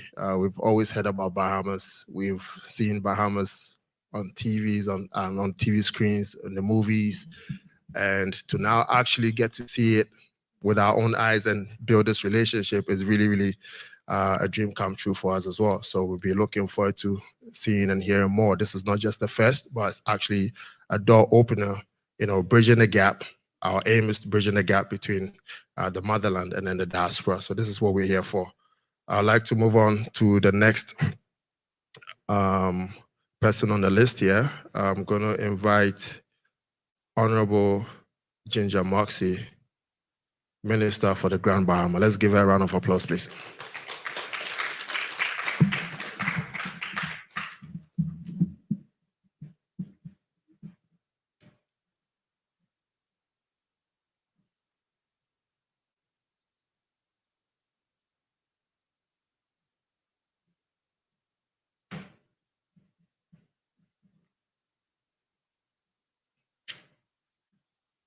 With protocol already established, the Honorable Philip E. Davis, KC, Prime Minister of the Commonwealth of the Bahamas, and Mrs. Davis, His Excellency Andrew Wilson, Bahamas Ambassador Designate to Ghana, Honorable Kwaku Pertru Sapo, Deputy Minister for Foreign Affairs and Regional Integration of the Republic of Ghana, Honorable Kuju Opo Kwama, Minister of Information of Republic of Ghana, Yofi Grant, CEO, Ghana Investment Promotion Center, and other distinguished members of the Ghanaian delegation.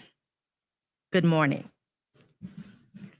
It is such an honor to be here with you today to discuss the exciting trade and investment opportunities between the Bahamas and Ghana, a partnership that holds tremendous promise for both our nations and also the entire Caribbean region.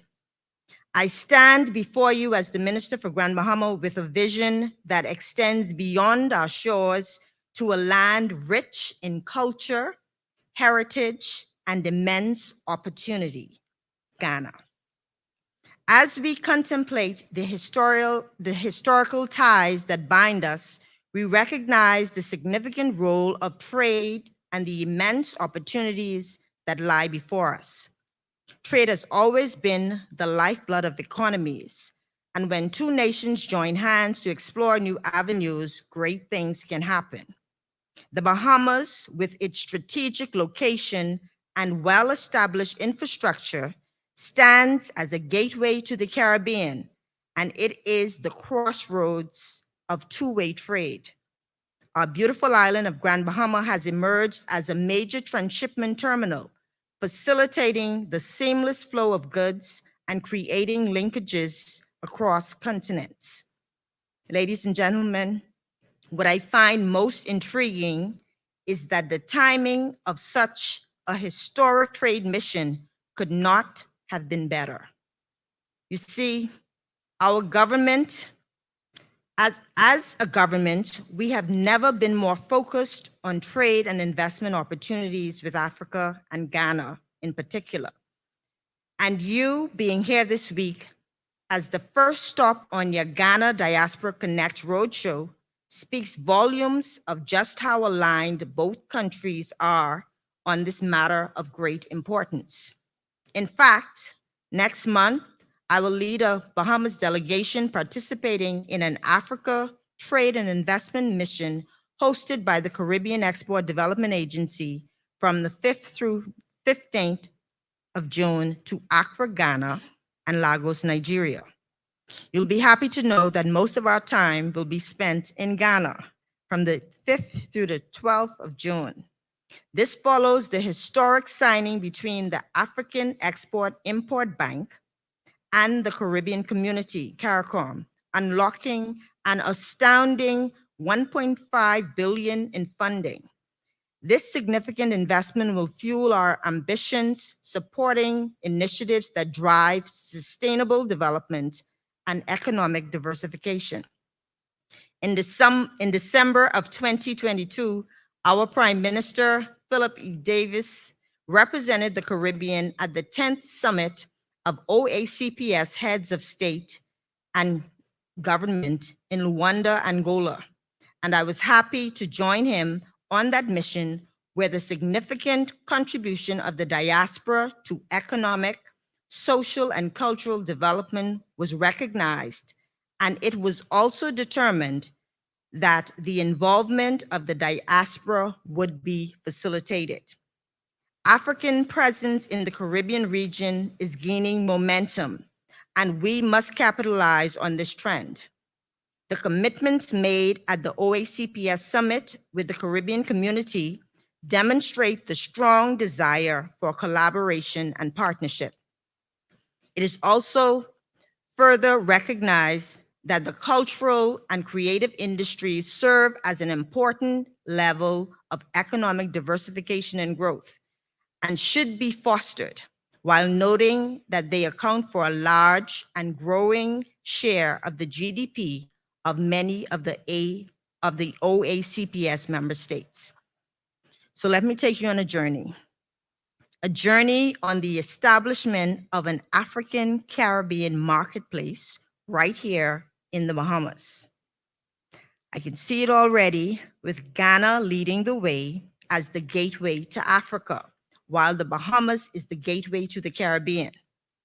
With this marketplace, there is seamless connectivity for trading between Africa and the Caribbean through AFCA as the sixth region, and with tax concessions in a 230 square mile free trade zone, strategic value-added manufacturing, transshipment, distribution, and logistics opportunities, and right next door to the region's most innovative technology park developed through partnerships, including one with Ghana.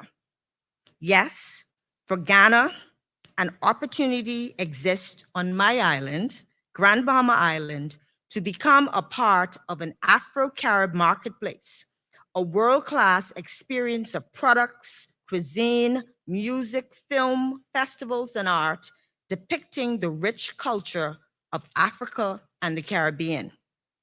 This home of all things African and Caribbean will include a Bahamas Bazaar, with each inhabited island of the Bahamas represented, with Grand Bahama Island designated as the home of events and entertainment and home of innovation for the Bahamas.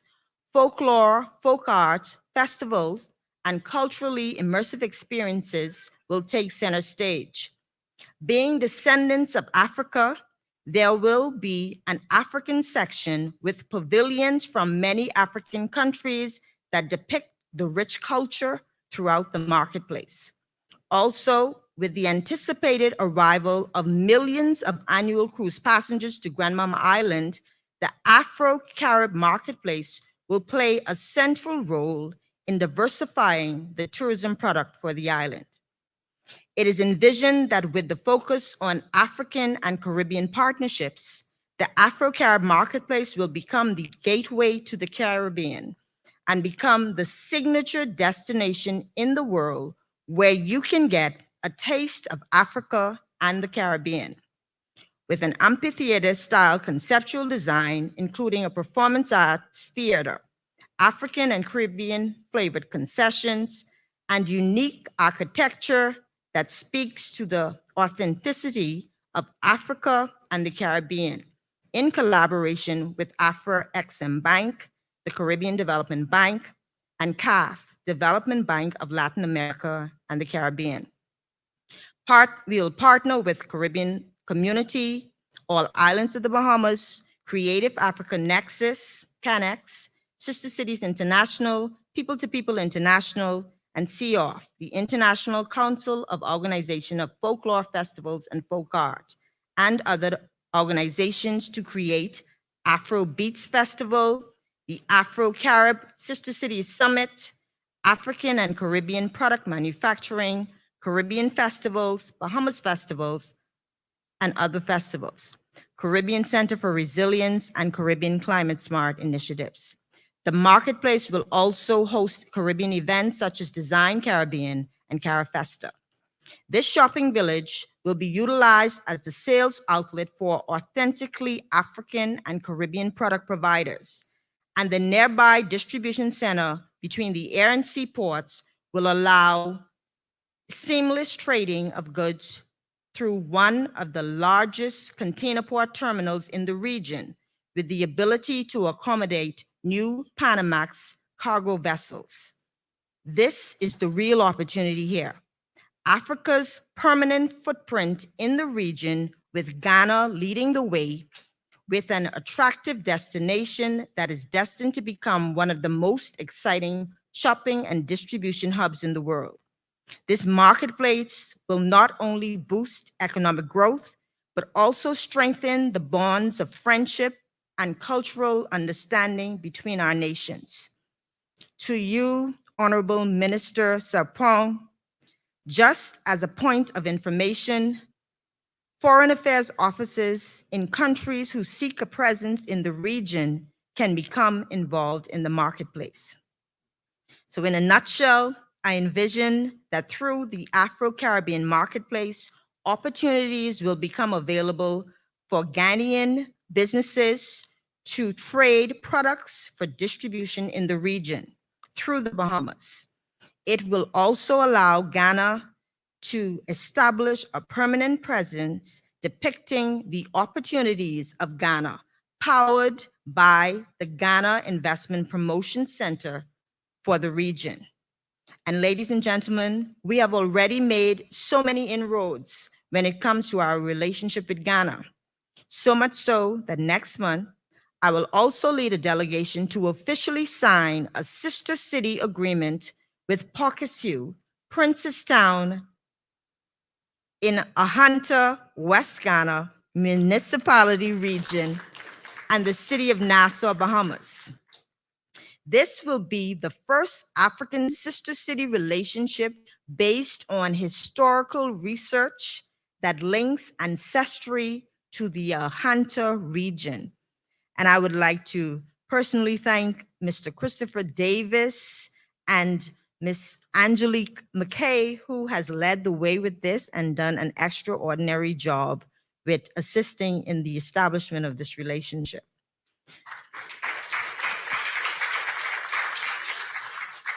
This partnership will serve as a catalyst for cultural exchange, tourism promotion, and economic development, fostering mutual growth and prosperity. Ladies and gentlemen, I am so excited about this relationship. I'm even more excited that both of our countries have prioritized the low-hanging opportunities of impact that can become a game changer. One of these opportunities is direct flights from Ghana and the Bahamas. This seems very doable, and I, without hesitation, support this initiative.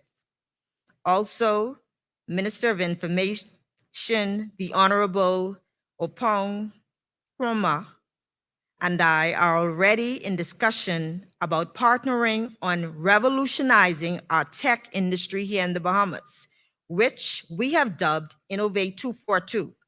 We would love to have Ghana's thriving tech hub as one of our partners. Innovation lies at the core of our vision. Innovate 242, a groundbreaking initiative, will bring together the brightest minds from the Bahamas and associated countries, including Ghana.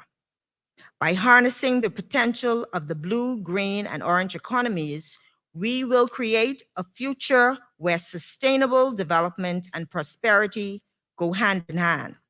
It is proposed that the hub of innovation is situated alongside the Afro-Caribbean marketplace on Grand Bahama Island.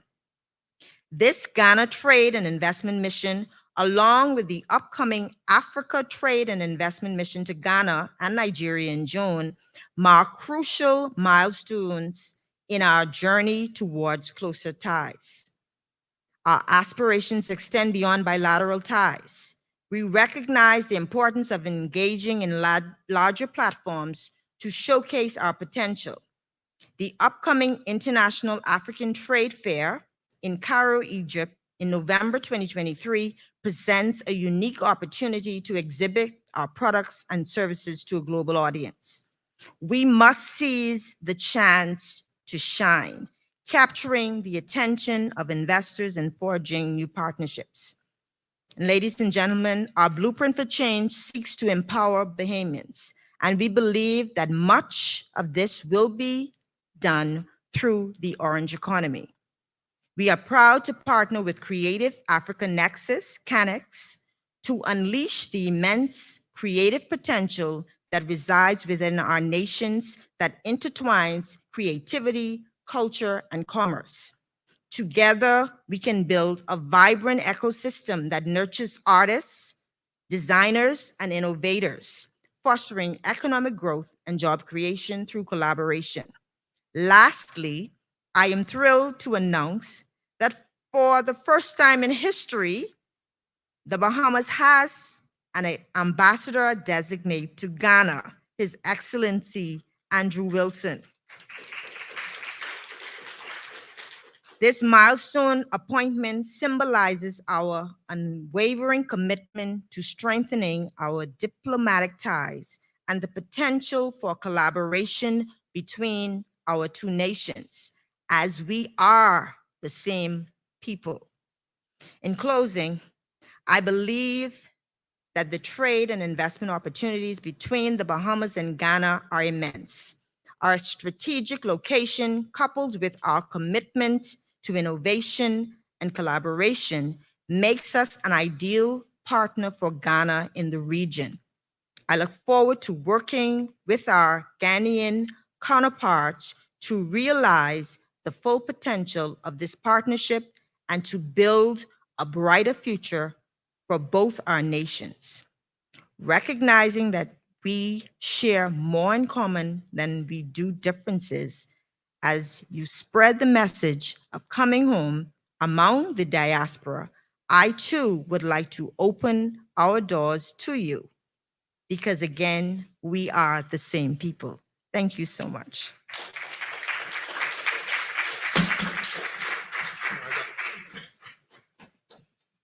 Let's give it another round of applause. While presenting more convenient access to amenities and emergency services. The opportunity for cultural exchange is vast on Grand Bahama. Students and visitors will experience our diversity and product offerings, our beaches, national parks, local attractions, museums, community festivals, and of course, Junkanoo. Junkanoo is a large and expressive aspect of Bahamian culture. It's also our New Year festival, featuring Bahamian music, folk art, and folklore. The experience is absolutely captivating. Junkanoo is displayed at most community gatherings, official events, and festivals on Grand Bahama. Grand Bahama is proud of the opportunity to be a participant of Sister Cities International. Currently, the Minister for Grand Bahama, the Honorable Ginger Marty, is the representative for the Caribbean of Sister Cities International and has been playing a pivotal role for more than 8 years. The rich history of our island can be found in the outlying communities of East and West Grand Bahama, some of which were settled by freed slaves. Their stories and traditions passed on from generation to generation and still evident today. This evidence of our unique history is interwoven into our culture, general practices, music, cuisine, and art. Grand Bahama Island has lots to offer in cultural exchanges, investment opportunities, vacationing, and one-of-a-kind experiences. Our people are hospitable and proud to share our heritage, culture, and beauty with the world. Right here, right now, today on Grand Bahama Island.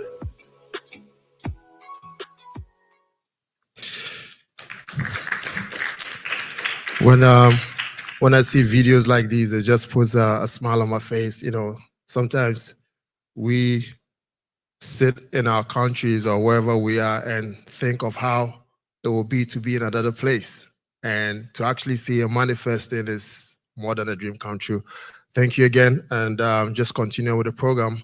I'd like to invite Honorable Kweku Amprechum Sapon, the Deputy Minister of Foreign Affairs and Regional Integration of Ghana. Let's give him a round of applause, please, sir.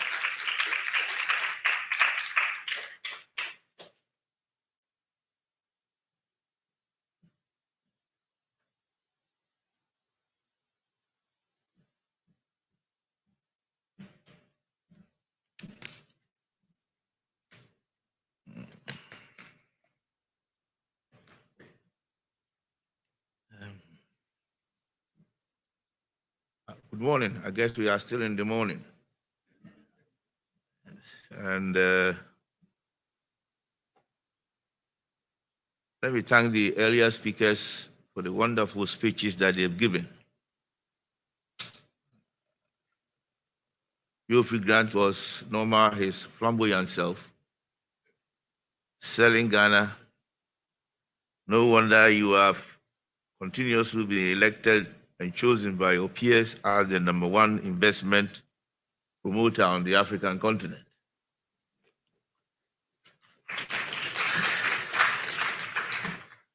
Ambassador Wilson, you were fabulous with your speech, the way you connected Ghana and the Bahamas, with 1 foot in Ghana, 1 foot in the Bahamas, and the two countries trying to claim you.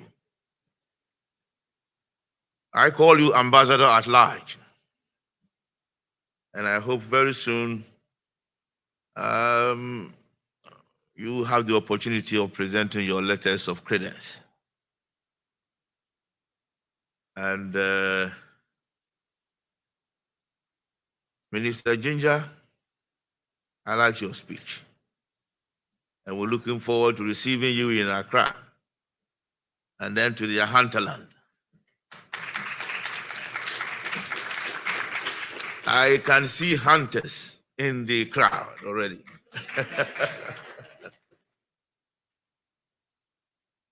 His Excellency, Right Honorable Prime Minister Davis,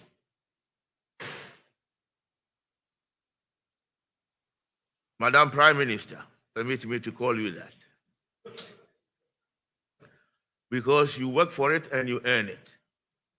And because you stood solidly behind him, that is how he managed to get that seat. I'm sure without Prime Minister, without her, I don't think the people of Bahamas would have been so good to you.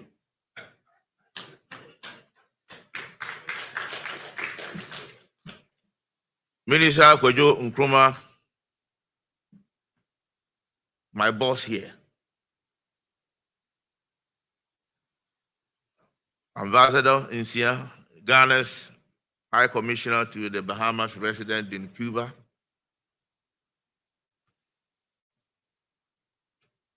Heads of government agencies in the private sector. Honorable Ahumkan Lindsay, former Ghana Minister for Trade and Industry and a board member of the Ghana Investment Promotion Center. Invited guests, distinguished participants, members of the media, ladies and gentlemen, all protocols observed. It is a great pleasure and honor to be in the Bahamas, the gateway to the Caribbean, to deliver this address at the Made in Ghana Bahamas Investment Summit. As you are aware, this roadshow is significant for two reasons. First, the visit allows the Ghana side to formally connect and reconnect with our people forcefully separated from the homeland over 400 years ago. There is no belaboring the point that we share a common ancestral heritage and blood ties. Secondly, the current geopolitical development occasioned by the Russia-Ukraine war and its impact on commerce and global economy, as well as the ravages of COVID-19, merit a reconsideration and redesign of the existing paradigm of the processes of contemporary global trade, commerce, and investment pattern. For these and other reasons, arising out of the necessity to create wealth and employment for the teeming youth in our two regions, this summit can be said to be timely and significant. Before I proceed, though, permit me to extend warm greetings from His Excellency the President of the Republic of Ghana, Nana Addo Dankwa Akufo-Addo, to the Governor General and the Right Honorable Prime Minister for the well-being of the Bahamas and its people as they await to celebrate the impending 50th anniversary of independence. We had ours some 65, 66 years ago. The timing of this event is auspicious due to the frantic effort by the international community to recover socio-economically from the ravages of COVID-19, coupled with the challenges posed by the Russian-Ukraine war and the worsening dynamic climate change. These negative developments, coupled with the uncertainties and unfairness of the international system, have underscore the need for governments to make tectonic shifts from traditional diplomacy, characterized by flowery speeches and tea, coffee sipping habits, to focus more on economic diplomacy by forging partnerships among nations and institutions to strengthen economic ties. This surely is the tried and tested mode of creating prosperity in order to improve the living standards of our people. Right Honorable Prime Minister, distinguished guests, ladies and gentlemen, in today's world, Ghana-Bahamas relations must not limit itself to ancestral, cultural, and traditional ties. The two countries have previously had fruitful engagements in areas bordering on socio-economic travails over the years. However, the trade volumes between the two countries is nothing to write home about, and therefore not encouraging. In this regard, this forum will center on and discuss giant steps to be taken to bolster trade and investment for the mutual benefit of our two countries. To this end, Ghana welcomes the establishment of the African-Caribbean Trade Mission in Accra, which is aimed at facilitating connection between the Bahamas and Ghana. The center, we believe, will lead impetus to creating the enabling environment for partnerships between the two business communities in various sectors of our respective economies, especially in tourism, fashion, and textiles. Businesses of our two countries are strongly urged to take advantage of this initiative to boost trade and investment cooperation, whilst fostering joint ventures and exchange of knowledge and expertise. Ladies and gentlemen, as such, the underlying motive behind this investment summit is to explore new areas of cooperation between Ghana and Bahamas, in particular, and the Caribbean region in general. I must emphasize that Ghana is open for business, and we are ready to engage the business community in the Bahamas to forge mutually beneficial cooperation. The destination of investment in Africa has always been Ghana, as it allows for easy access to every part of the continent. Another reason for the choice of Ghana as the preferred destination for investment in Africa is the stable political environment, thriving democracy, and independent judiciary to settle any investment-related dispute equitably and fairly. Ghana is also endowed in natural resources and the well-trained human resources as well. Hence, the application of the rule of law in a robust and a fair manner, and Ghana being the most peaceful country in West Africa and the second most peaceful country in Africa, cannot be overlooked, especially when the goal of every investor is to reap returns on their investment. Ghana offers exactly these positive trappings. For instance, with its talented and well-educated youth, Ghana attracted multinationals in the global giants in the automotive industry to set up their assembly plants in the country. As we speak, conglomerates like Toyota, Suzuki, Nissan, Volkswagen, Peugeot, Sinotruk have joined Ghana indigenous brand Kantanka in the automotive industry. Therefore, doing business in Ghana could not have come at a better time than now, because not only is Ghana the gateway to Africa, but it hosts the Secretariat of the African Continental Free Trade Area, the world's largest free trade area, which has been established with the objective of boosting intra-African trade in order to stimulate Africa's role in the global market. This, combined with Ghana's political and economic stability, peace, and security, have positioned Ghana as a preferred destination of investment. In the light of all this I have said this morning, and being said by speaker after speaker, even from our Bahamian side, it is important to remind that successful and thriving commerce and trade between the two regions will be influenced or underpinned by two important factors, among others. First, for transportation interconnectivity, and second, by easy access to entry clearance or a smooth visa regime operating between the two regions.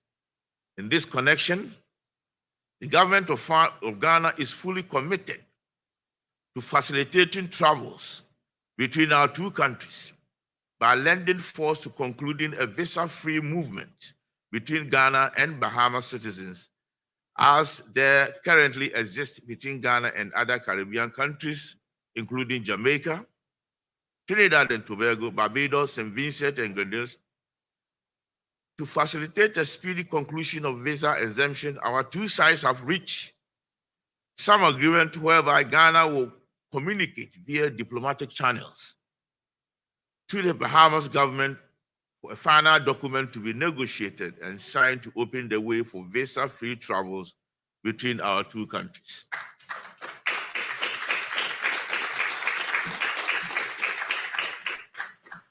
But for most importantly, this business summit should endeavor to explore extensively avenues towards addressing the complete absence of interconnectivity between Ghana and the Bahamas in particular, and the Caribbean and West Africa in general. This will allow for the tapping of the huge potential of our respective regions by facilitating people-to-people contacts, causing a positive explosion in our respective tourism industries, among others. The Right Honorable Prime Minister, distinguished invited guests, honorable ministers, distinguished participants, ladies and gentlemen, to conclude, I would like to commend the government and the people of Bahamas for their warm reception and hospitality, but also skillfully organizing and carrying out this investment mission successfully. I particularly express appreciation to the investment promotion authorities and the allied institutions of Ghana and the Bahamas for their diverse roles in ensuring the success of this investment summit. It is my hope that the outcome of these engagements, including the various business-to-business meetings, will witness a momentum of increase in investment and trade activities between business operators of Ghana and Bahamas. I thank you very much for your kind attention.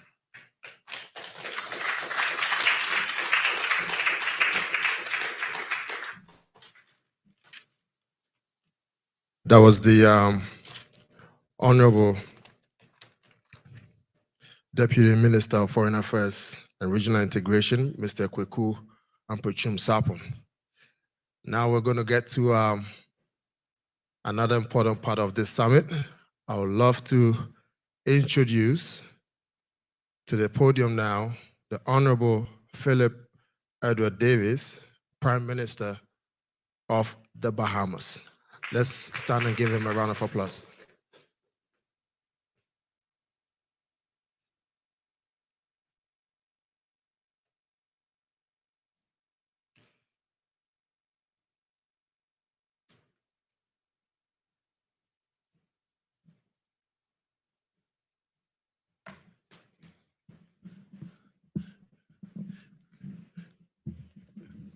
Morning, and please just be seated.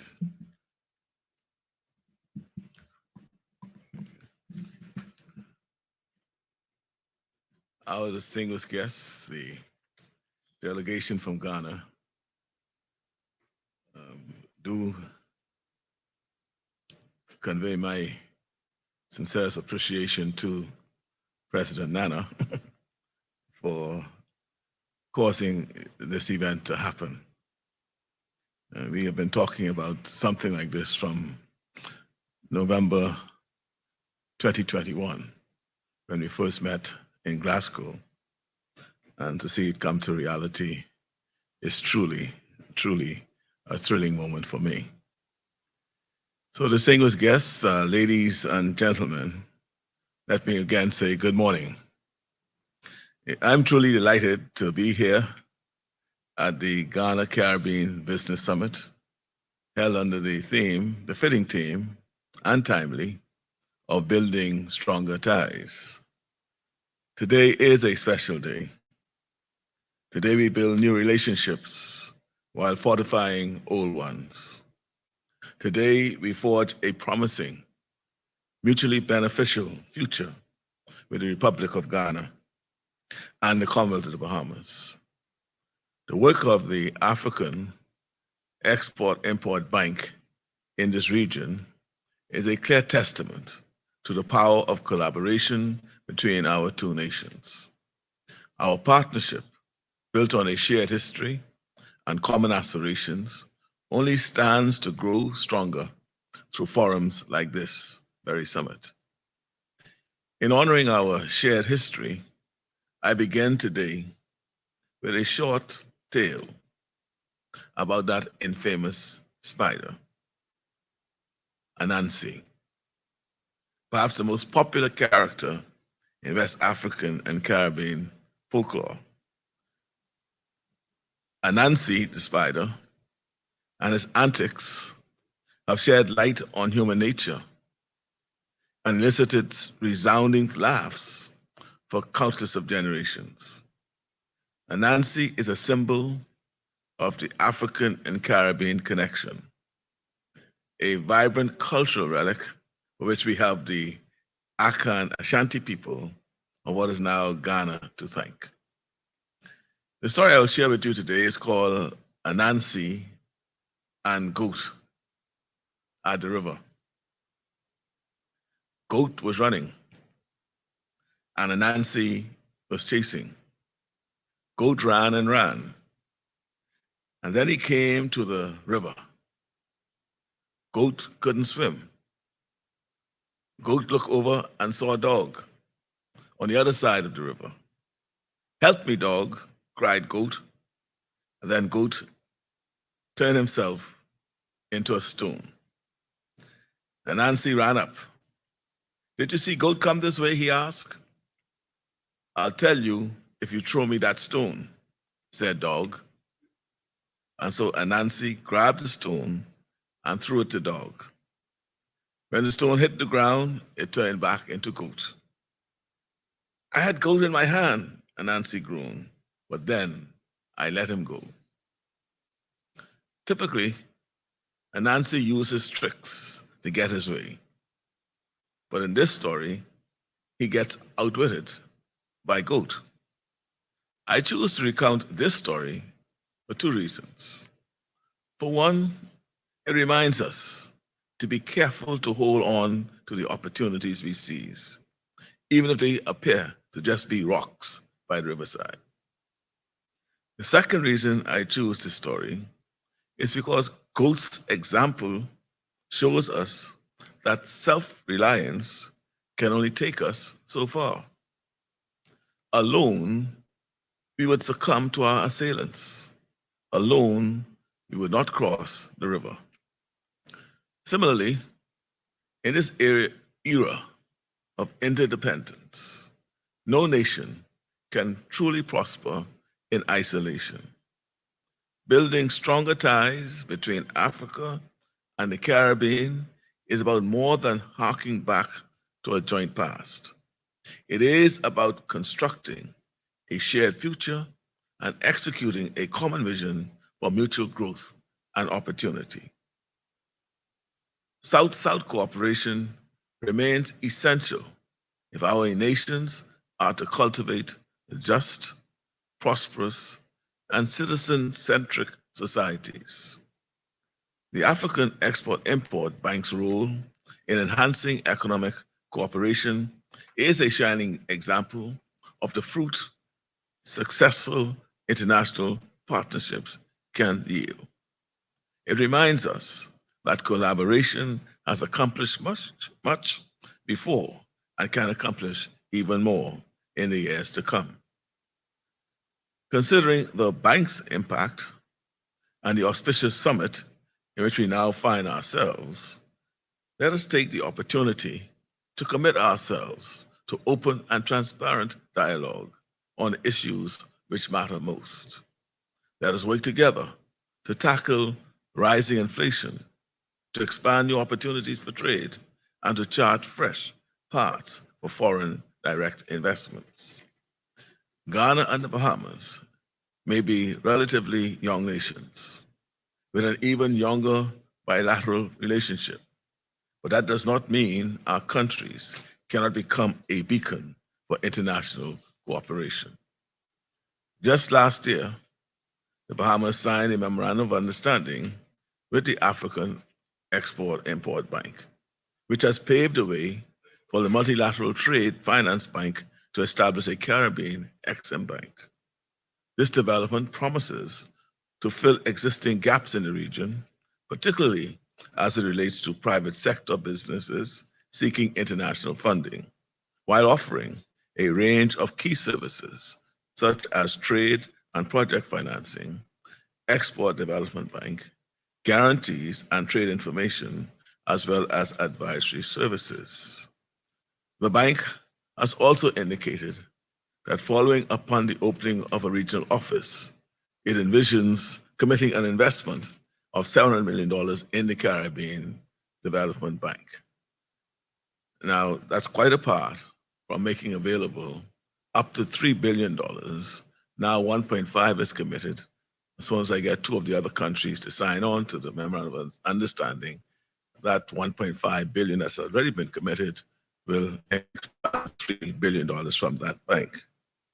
Such a significant capital inflow promises to unlock crucial socioeconomic benefits for our region, especially as we recover from the pandemic, grapple with an environmental emergency, and address the cost of living crisis. It goes without saying that Ghana and the Bahamas, when it comes to cooperative ventures, do have a track record of success. From as early as 2011, the Bahamas has been assisting Ghana in building capacity for its tourism and hospitality industry. And Ghana has stood by the Bahamas in international affairs by supporting its application for full accession to the World Trade Organization, and of course, in supporting us in some of the international organizations to which we have sought membership and senior positions. Moving forward, it only makes sense that we strengthen our ties as we tap into new avenues for investment, from tourism to technology, to agriculture and energy. There are a myriad of sectors ripe for mutual investments. In the Bahamas, for example, we are seeking to achieve 30% renewable energy production by 2030. This is certainly a lofty and ambitious goal, and it is one for which we are seeking any and all support. Without dreaming big, we won't achieve big. And so I especially welcome conversations on sustainable energy transition over the course of this summit and beyond. The investment potential of Ghana and the Bahamas is certainly staggering, and our governments stand ready to facilitate and support investors inspired by the success of the African Exim Bank partnership. You know, I'm a man of faith. And because I'm a man of faith, optimism comes easy to me. Today, however, I find myself especially optimistic. The future, I have no doubt, is bright for both the Bahamas and Ghana. Our relations are deepening, and with the strengthening of such ties, we draw ever closer to our goals of shared growth and prosperity. Our governments are already working on several initiatives alongside institutions like the African Export-Import Bank to bring this vision to life. But for our societies to truly flourish, every business, every investor, and every citizen must recognize their role in shaping the way forward. In closing, let us remember the lessons of Anansi and Goat at the River. Let us seize and hold on to the opportunities. Let us work together to cross the river. A stronger Ghana-Bahamas relationship benefits us all by opening up new avenues for growth and collaboration. And I extend my sincerest thanks to the team from Ghana and to all of you for your contributions to this burgeoning partnership. My friends, with hope in our hearts and unity in our actions, we can surely anticipate a flourishing future for both of our nations. I thank you.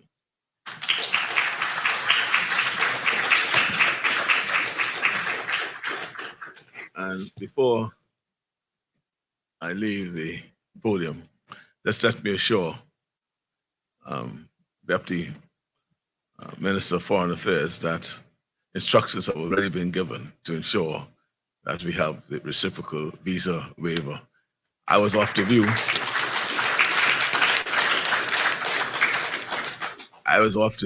that that had happened some years ago. It's only brought to my attention again recently. So before you leave, we hope to have it all done. Thank you very much.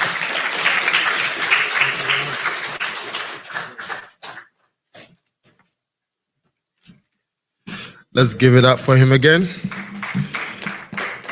The Honorable Philip Edwards Davis, Prime Minister of the Bahamas. As you just heard, you're working on the visa situation, visa-free between Ghana and the Bahamas. Thank you again.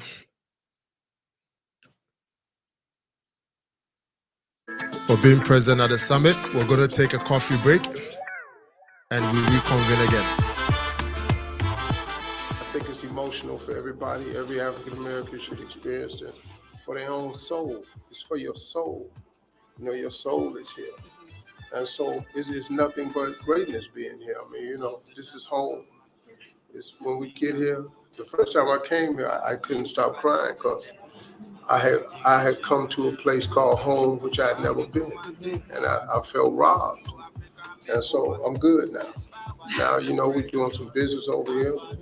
We're going to create some opportunity over here. We're going to change the thought process, you know, and this is going to help shape, especially bridge the gap between African Americans and Africans, because that's what you have to do. You know, we all know what America is. You know, we've done some wonderful things that accomplished a great deal, but you don't know what it is.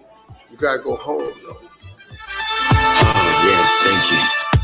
I'm a human being in Africa, but a black man in America. African in England. There's one thing that no country can ever play in this world. It's a Ghana. We are right now in the center of the world.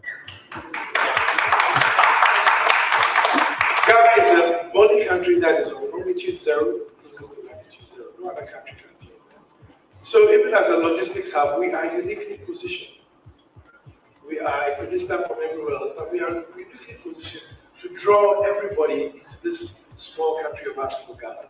That is why it's very important that the year of return is being celebrated in Ghana today, because we played that sport and we will lead Africa into the promised land, as we see.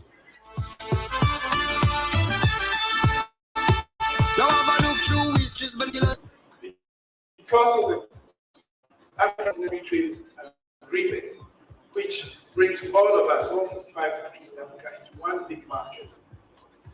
Entering into Ghana gives you an African opportunity. That is a market just waiting to happen. 400 years has been fabulous. We've been working as slaves, living ravenous. But to overdo your stay can be hazardous. Now what time to go home, thanks God. It is no coincidence that this is the year of return for you, that you have declared. But we have come to declare too that we want to close the circle and we want to build an Atlantic bridge. And we too are your offspring, your family, and that we too believe that we can work to build a stronger global civilization with the contribution of the people of Africa.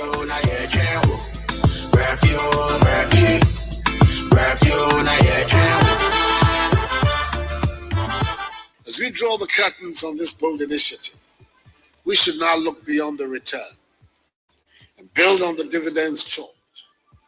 The time has come to engage Africans in the diaspora and all persons of African descent more positively in areas such as trade and investment cooperation and skills and knowledge development. The Ghana Tourism Authority Agency and the Ghana's Ministry of Tourism, Arts and Culture will be in the forefront of bringing all stakeholders together in what will be a focused drive and the empowerment of Black people using Ghana as the hub. Many time I land and make I feel like I belong with.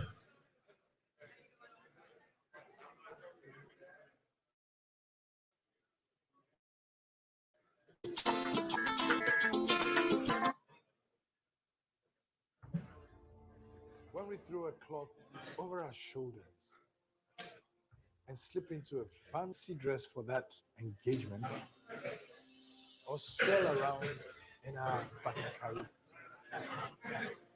we are inhabiting our own history and culture through the fashion and the fabrics. To be precise, fashion is not just what we wear, it's the art of expressing who we are and where we come from. With our clothes, our accessories, clad in the silky fine fibers of the colorful woven kente, and adorned with our gold and beaded ornaments, we exude royalty and tell the story of a proud people. With our batakari, we make a statement of our boldness, while our colorful, timeless prints convey the tale of a fascinating people whose fashion has transcended ages and adapted to modern wear. Our style is simply timeless. My name is Yofi Grant, CEO of the GIPC, and I invite you to come witness our timeless fashion, our timeless cuisine, timeless art, and everything authentically Ghanaian at this year's Taste of Ghana 3.0. See you there. Taste of Ghana 3.0. I rep GH.